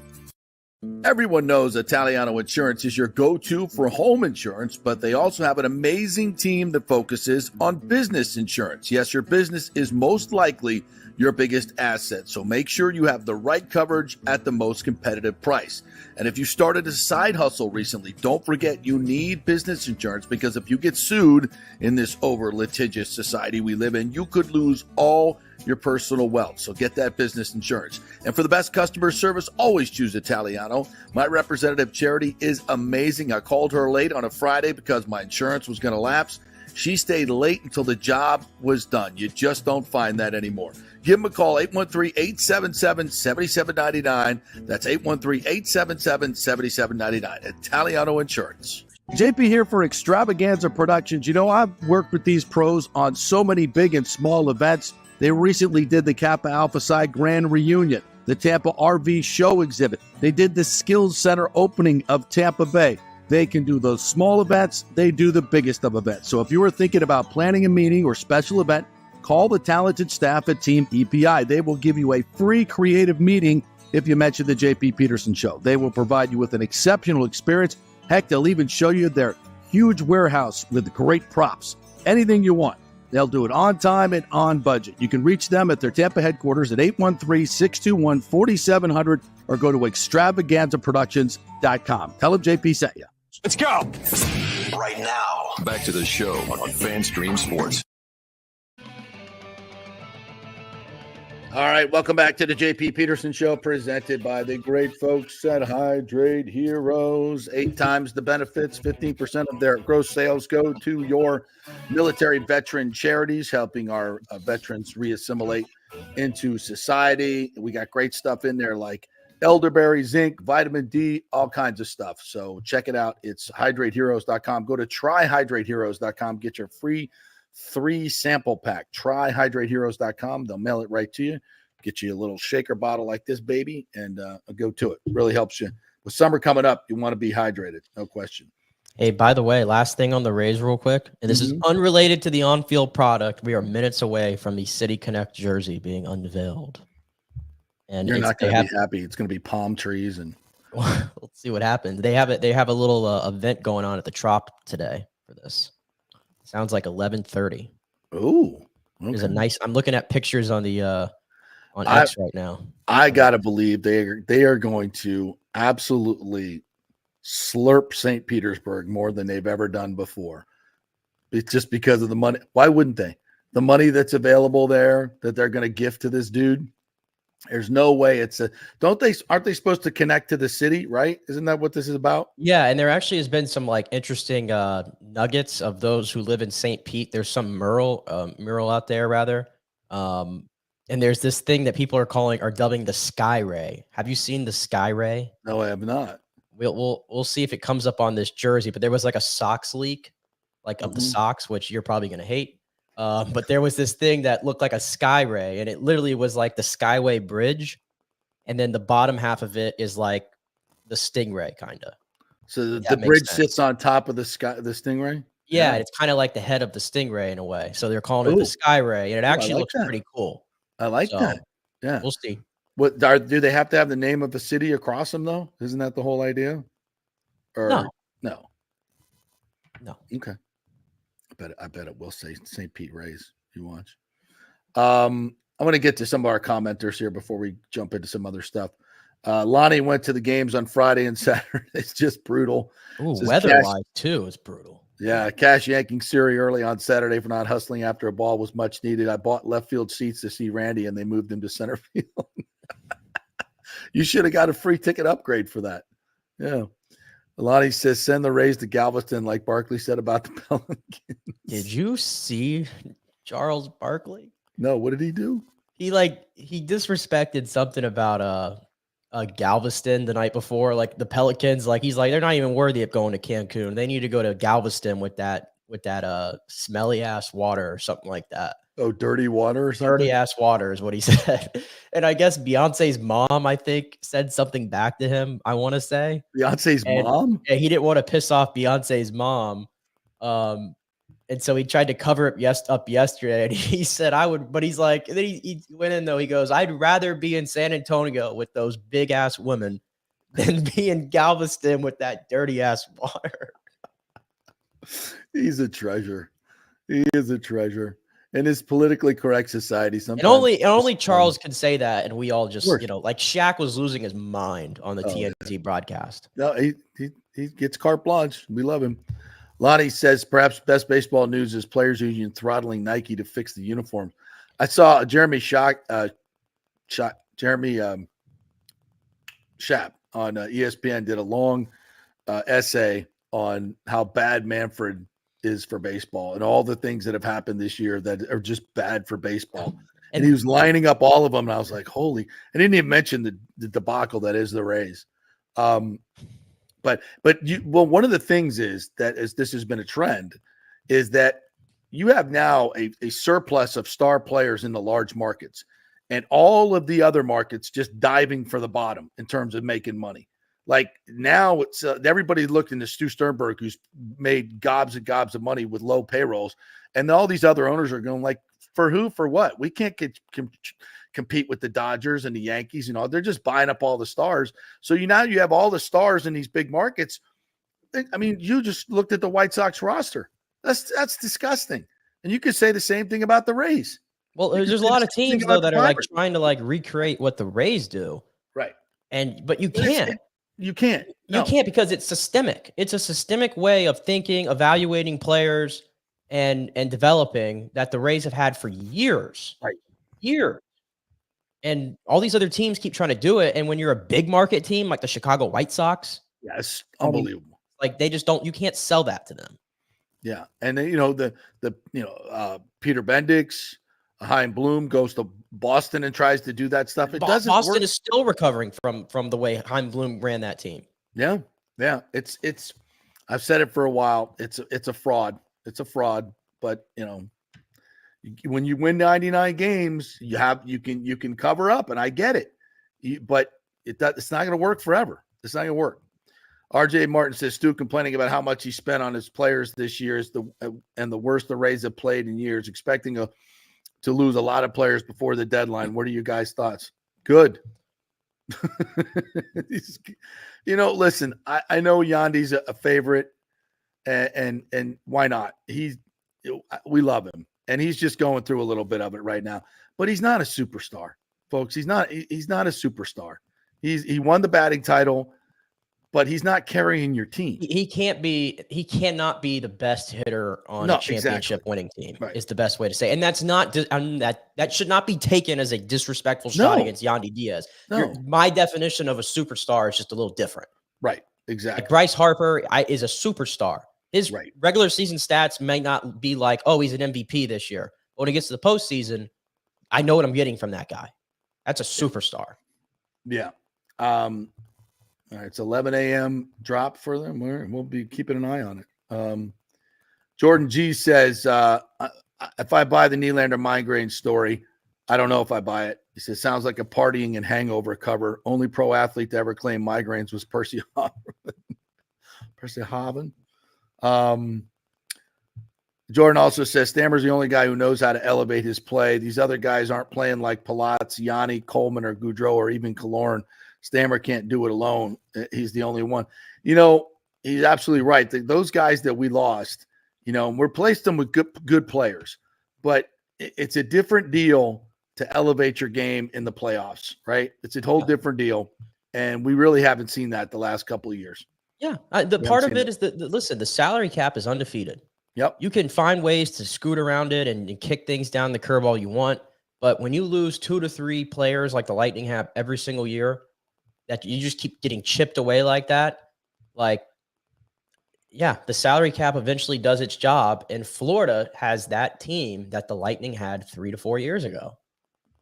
It's as simple as that. James says, yes, the Bolts can force Game 6 if they play like Saturday night, but Game 3, Panthers dominated that game, JP. Even though the score was close, Panthers outfought them on the boards, just better in that game. I would say for some stretches, who was better the first 10 minutes of the second period? The Lightning dominated that. They missed their window. They were buzzing for that time, and then they allowed 2 goals really quickly. Yeah, exactly. And then they just came back, and both of those were in instances, like Eric said, where they didn't clear the puck.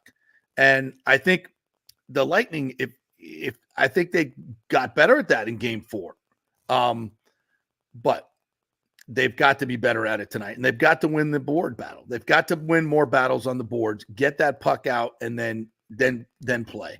Just just chip it out, just get it out. Live to play another shift. But we just constantly are making these turnovers where we can't. And then those zone times extend from 30 seconds to 45 seconds to 1:15, and you can just feel it coming.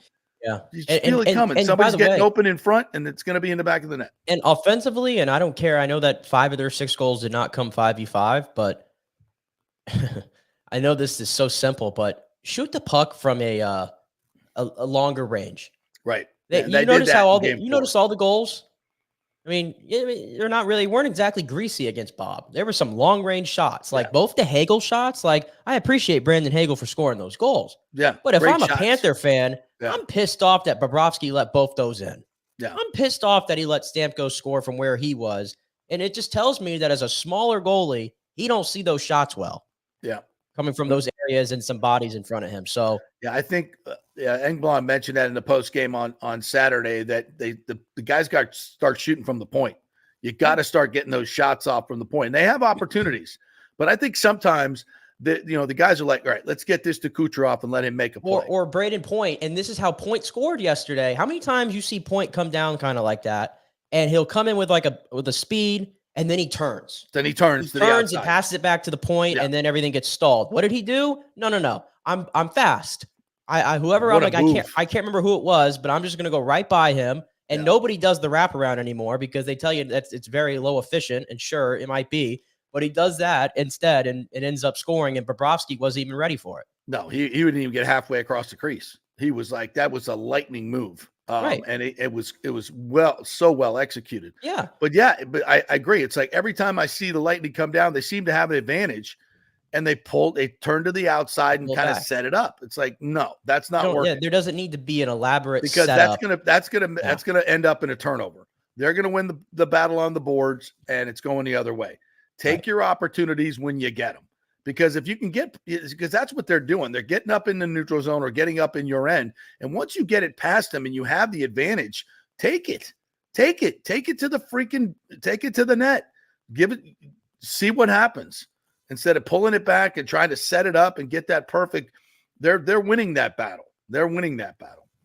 All right, let's check in with John Cooper post game on Saturday night. A lot of really good stuff as we revisit the Sergey situation, and nobody knew that Sergey was going to play until, I guess, late Friday, including Sergey. Here's Coop. Have Mikhail, and what do you think it meant for the team? Maybe in a little bit of emotional boost. Well, did you hear the introduction? And so, in a normal introduction, you hear all the players' names. There's a cheer against the Vasilevsky. There's a massive cheer, and I could not hear the PA guy say Vasilevsky's name. And the roar just kept going on, and so all the guys on our bench got up. It was a stirring moment, and I thought we carried that right into the first period.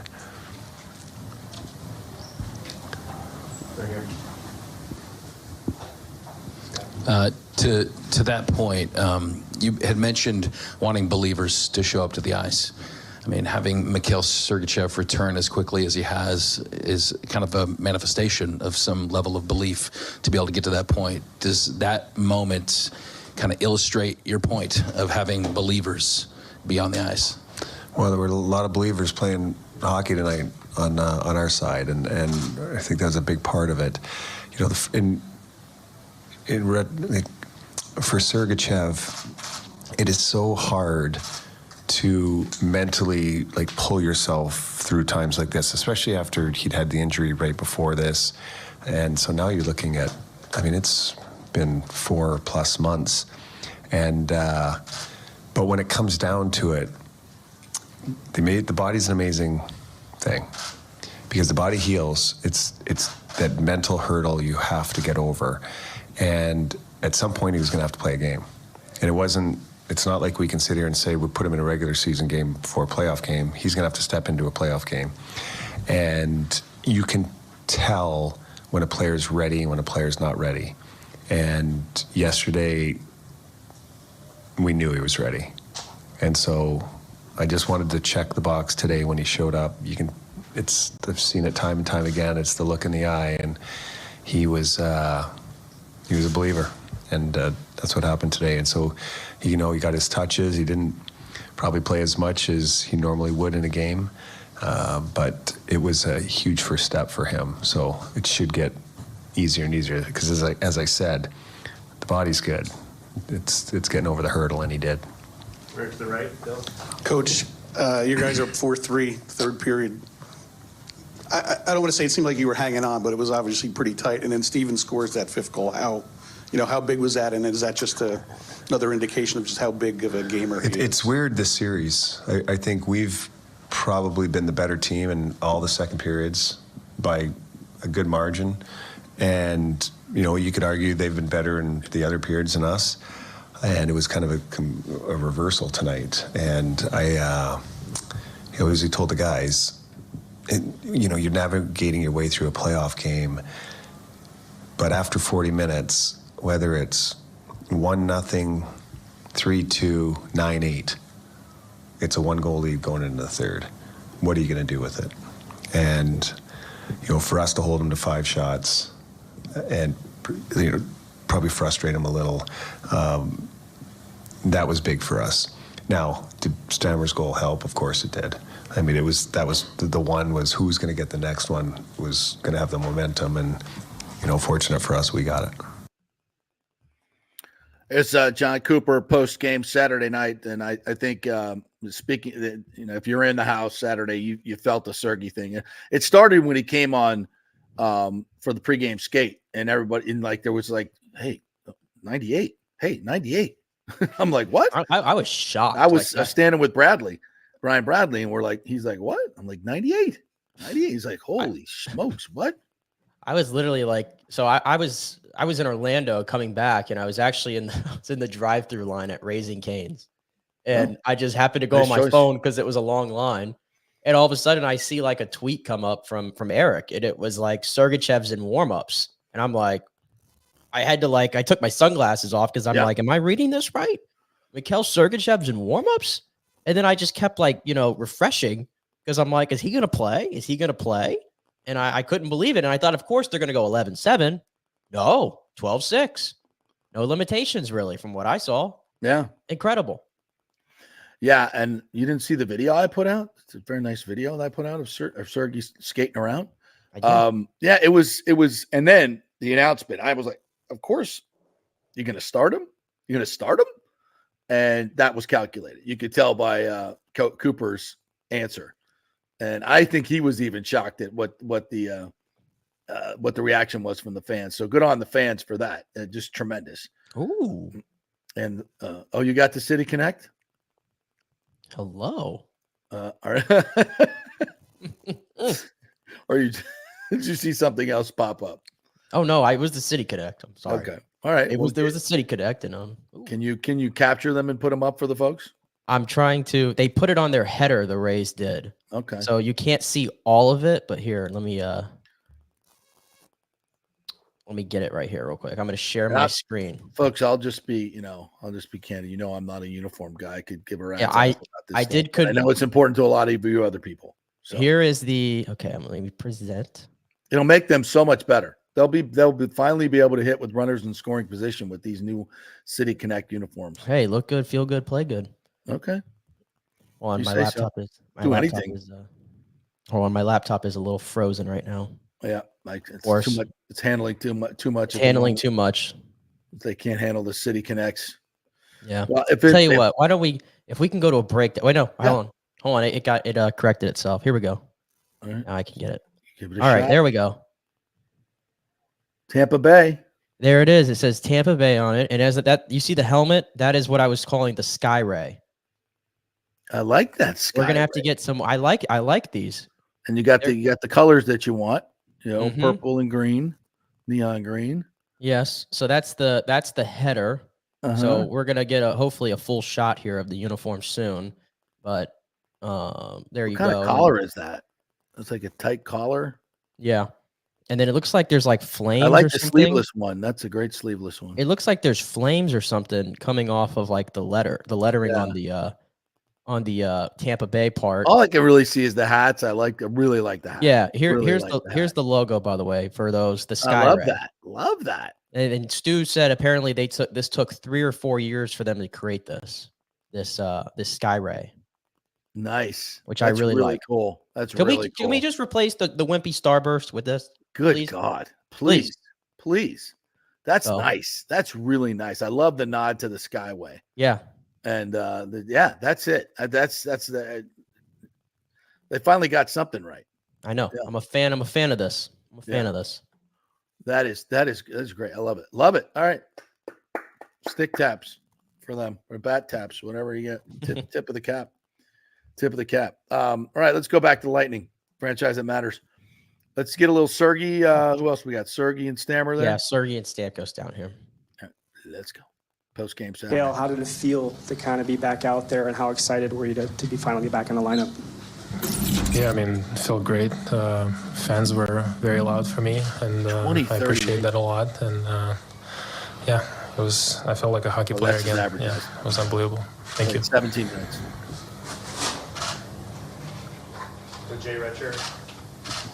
Stammer, kind of the same thing. What was it like, the boost that you guys got from having Sergey out there, such a big part of the team over the years, and it seemed like it lifted everybody in the building? Sure did. Kind of got chills myself just with that reception that he got. And listen, you guys don't get to see what goes on behind the scenes and the amount of work that goes into coming back from an injury like that. And it's impressive. I mean, the timeline's impressive. Everything he's done is extremely impressive. And to go out there and play and jump into a series when we were down and on the ropes, it was a huge boost for our team. I thought Sergey played outstanding tonight, and hopefully continues to do that because he's a big part of our defense for sure. Okay. Christy? Mikhail, how do you feel, and when did you know you were going to be able to play tonight? I mean, I feel good. A little bit tired, obviously. Haven't played for a little while. I found out yesterday, docs cleared me, and it was a coach's decision. So I stayed at the rink a little longer, waiting for coach to say yes or no, and he said yes. And I got very excited, and honestly, couldn't really sleep last night. It felt like a first NHL game again. And then you go on the ice and you get that from the fans, and in the warm-up, it made me very emotional, and I'm just thankful to be here, and thankful for the guys. That was huge. You guys had a commanding lead, 3-0 in the first, and then they came back and pushed hard in the second. You were able to put the game to rest in the third period. How do you take that into Sunrise on Monday and keep the series going? It's just, it's a period at a time at this point for us. That's the mentality. We had a great start. That's something that we've been struggling with lately.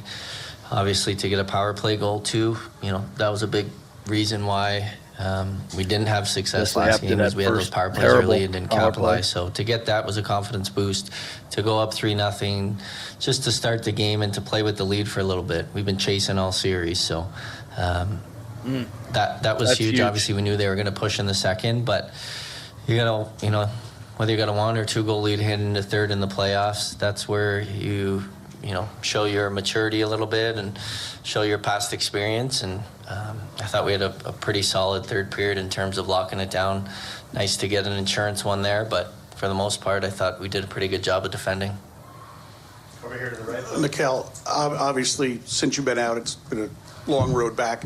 How hard was it, like the last week or so, where you knew you were close and then you see your team going down, 3-0 in the series?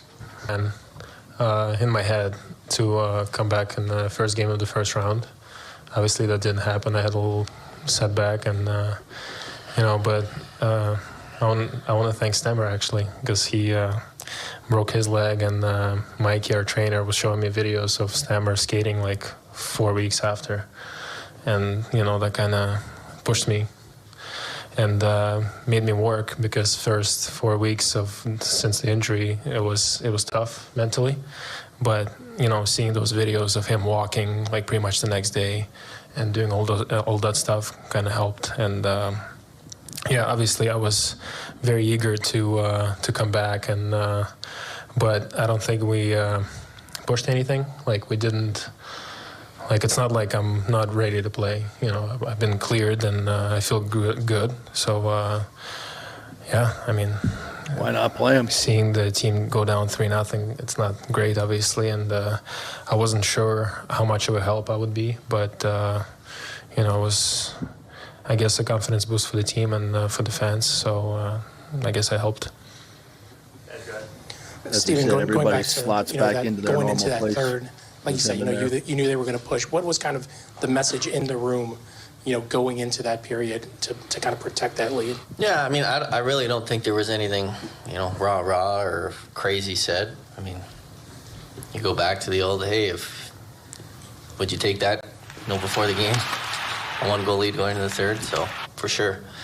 But no, we knew we needed to win this game, and I think it showed with the intensity and the way we battled and played. Obviously, we pushed the pace in the first, and they responded in the second, and we had a little more in the tank tonight. I think we were just a little, obviously, more desperate under the circumstances, and, we just been talking about, okay, the odds aren't great being down 3-0, but 3-1, they're a little better.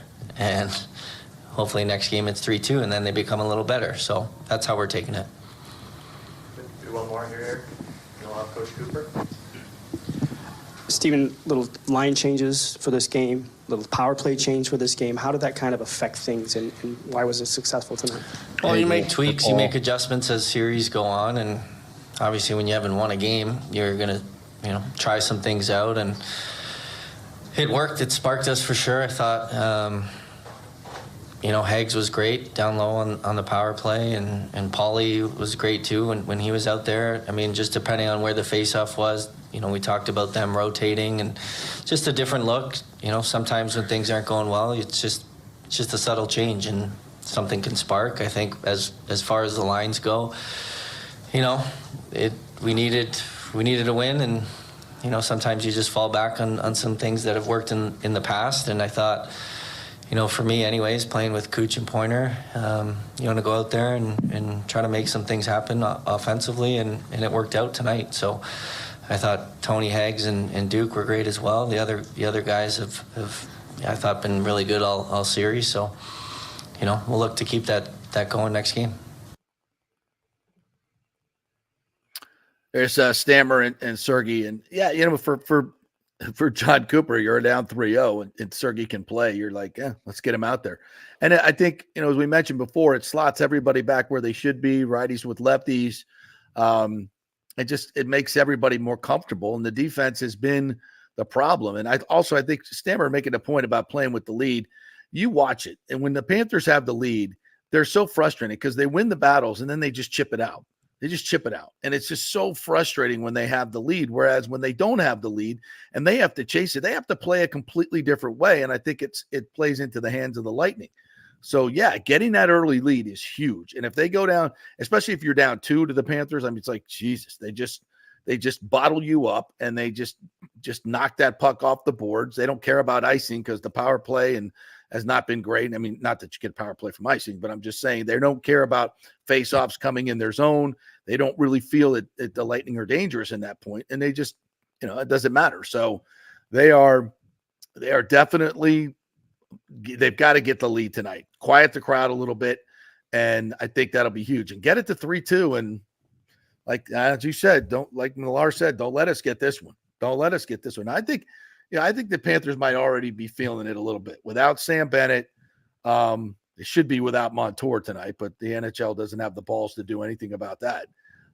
But I don't know. I like their chances tonight if they can get the lead. If they don't get the lead early on, I think it's going to go downhill quickly. Yep. Just got to get one. Or they got one, but now we got to just keep chipping away. Chip away. All right, we'll take one more break. We'll come back. I'm going to hit the Bucks a little bit more. We'll hear from Chris Braswell, their second-round pick from Alabama, and a couple other things we'll tidy up here as we count down to the end of the show. Quick break. Back in 3. Stay with us.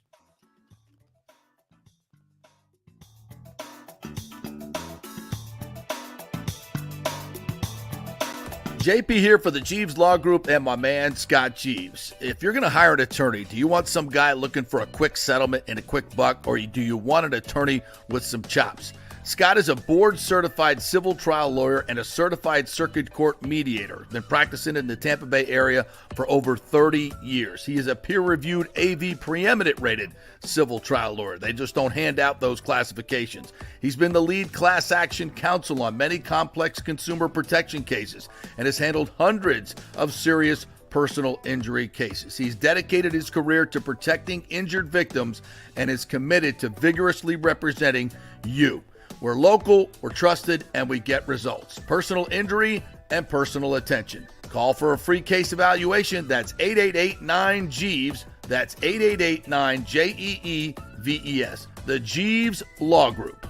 JP here for the Geddes Gordon Real Estate Group and our good friend Jane Geddes. Folks, simply put, there is nobody like Jane. Jane is a former LPGA 2-time major championship winner. She was also vice president of talent relations at WWE. She also has a law degree from Stetson. So if Jane can drain a 10-footer to win the U.S. Open and stare down Hulk Hogan in the boardroom, you want Jane on your real estate team to not only negotiate the best deal, but find you the perfect home or investment property. And when you work with the Geddes Gordon Group, you become part of the real estate family and get concierge services that include expertly staging, marketing, and preparing your home for sale. Advice on golf properties. Hey, you might even get some golf tips. Many of their clients become friends long after the sale or purchase is completed. It's all part of the deal. So if you're looking for that perfect home or investment property or try to get top dollar for your home, go with Jane Geddes and the Geddes Gordon Group because there's nobody like Jane. Call 813-485-6808 or go to GeddesGordon.kw.com. That's GEDDES Gordon.kw.com or call 813-485-6808. Everyone knows Italiano Insurance is your go-to for home insurance, but they also have an amazing team that focuses on business insurance. Yes, your business is most likely your biggest asset, so make sure you have the right coverage at the most competitive price. And if you started a side hustle recently, don't forget you need business insurance, because if you get sued in this over-litigious society we live in, you could lose all your personal wealth. So get that business insurance. And for the best customer service, always choose Italiano. My representative, Charity, is amazing. I called her late on a Friday because my insurance was going to lapse. She stayed late until the job was done. You just don't find that anymore. Give them a call, 813-877-7799. That's 813-877-7799. Italiano Insurance. Let's go. Right now, back to the show on FanStream Sports. All right, welcome back to the JP Peterson Show, brought to you by the Jeeves Law Group, JEEVES lawgroup.com, American Mortgage Services, Extravaganza Productions, and Italiano Insurance, among others. Thank you guys very much. All right, so I'm perusing Twitter, and I see the New Jerseys in their full glory. Right there, see them right there. Pretty nice. I like them. I've already had money come out of my bank account in the break right there. You've already purchased them?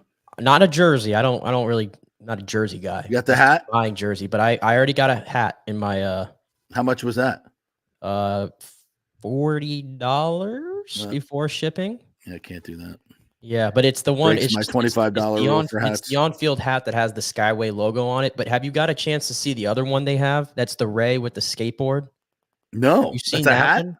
No. Oh, it's the other logo that they made for this, and it's like the old Devil Ray logo, and it's like the Stingray's kind of holding a skateboard, and that's what part of the uniform. I read some of the specifics on it. That it's the voice of the underground, which pays homage to iconic skate media, street art, and underground culture. It's a reminder that Tampa Bay embraces expression of all kinds. Right. Great. So it's a very cool looking logo. It looks freaking great. I love it. I love the colors. I love that kind of little mesh like backgrounding. You know, it's not flat black. I guess it's kind of matte black. And also, just speaking of the uniform thing, I thought notice how the numbers and the lettering on the names are big and bright and don't look like the ones they wear now. Is Nike gonna make these? Yeah, Nike is making them. I think they knocked these out of the park, though. Some of these City Connects have looked horrendous, but I think these are. Yeah, these are fantastic. These are fantastic. I wouldn't buy a jersey, but if someone got me this, I would wear it. That's really nice. Really nice. Hopefully it translates to play. I think they're going to wear it now this weekend, by the way. The first time. No chance. It doesn't work that way. We'll see. Sorry. Yeah.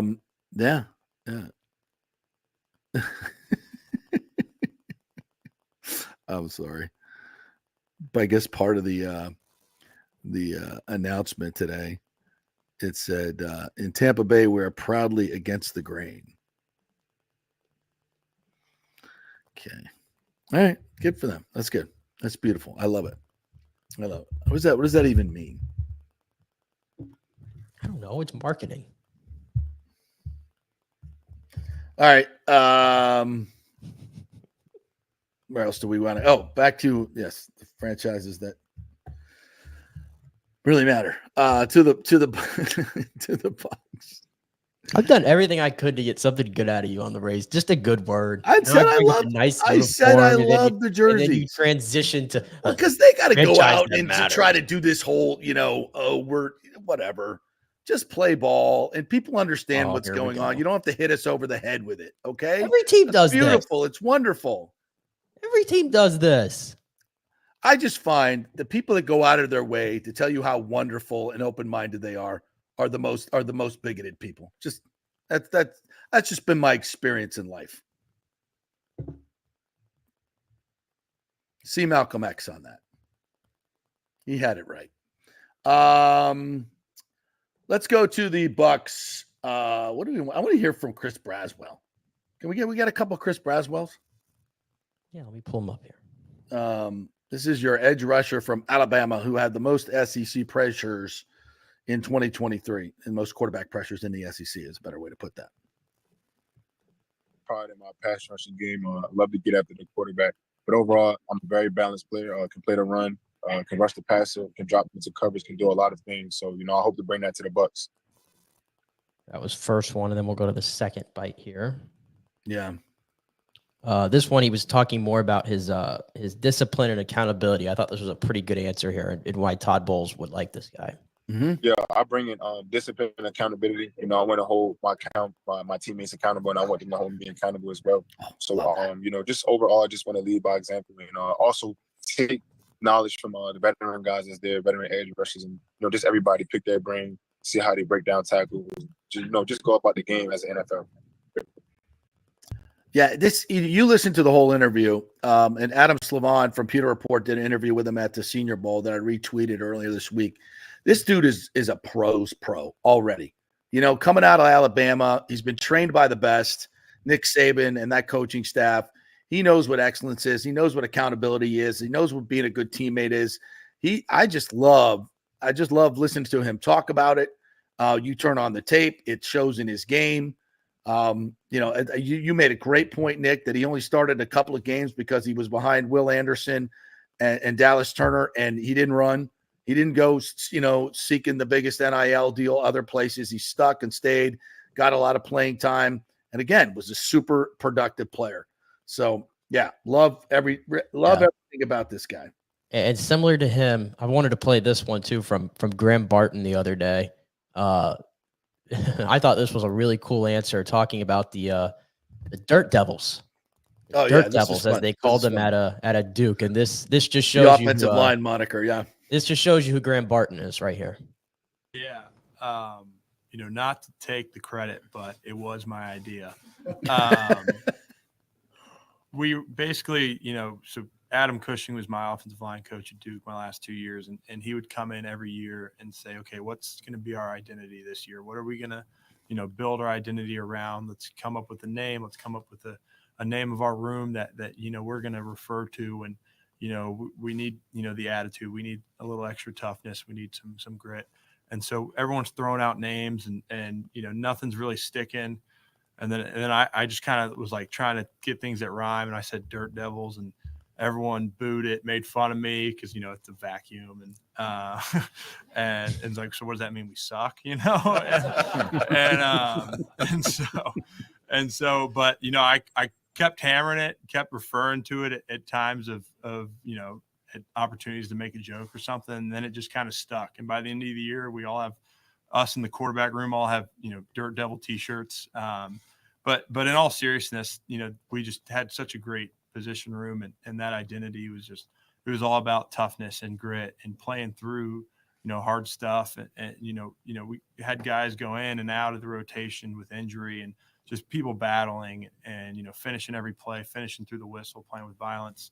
That was just who we were at Duke. That's what we decided we were going to play each snap with. And, and then the Dirt Devil name kind of just, encompassed all that. So, a fun identity, but really spoke to who we were as a unit. I love that. Yeah, he had all the right answers. I see this guy as a stalwart here for 10 to 12 years. A Jason Kelsey type. I really do. I think he can be that good. His athleticism. Turn on the tape, man. Go watch the game against Florida State where he played against Jared Verse, and that's as a left tackle. You put him athletic in the. I don't know this year's scheme, with the new offensive line, but obviously, what is it, Kevin Carberry? Yeah, the new offensive line coach. They know how to run the football in LA. Liam Cohen knows how to run the football. He did it at Kentucky. He did it here. Right. They're gonna be good. They're gonna be good at running the football. I just like that they're finally getting back to being nasty up front and having size. Yes, size. I mean, we forget Marpet, Jensen, and Kappa. I mean, goodness gracious! Like the Bucs will be lucky if they ever have an interior O line like that again. Those guys truthfully. were, Jensen's at 330. Kappa was 330, 6'5". Arlie Marpet was 315, 320. but just strong as a freaking ox and athletic. I love the pick, and I love where they're going with this. And I think it's going to make such a huge difference offensively for this team.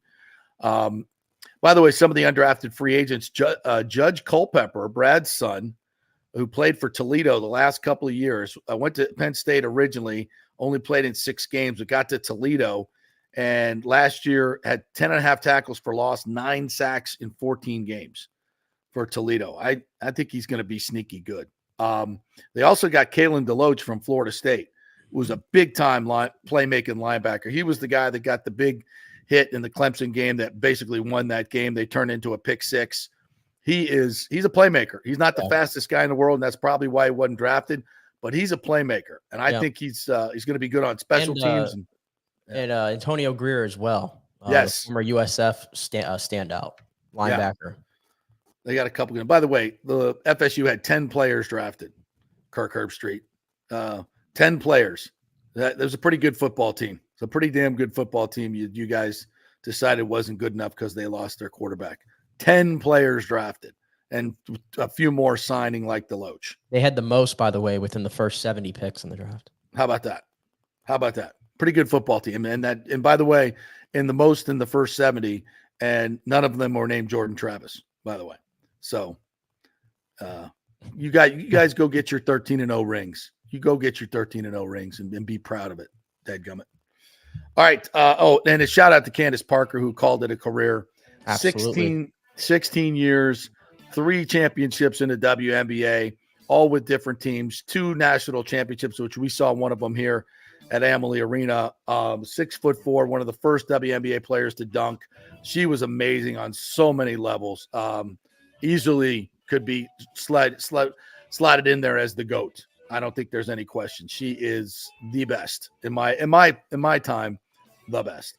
All right, great job, Nick. Thanks to Eric Erlinson. If you missed anything, go check out the podcast each and every day. We do 2 hours of Tampa Bay sports-centric sports right here for you. We will be back tomorrow.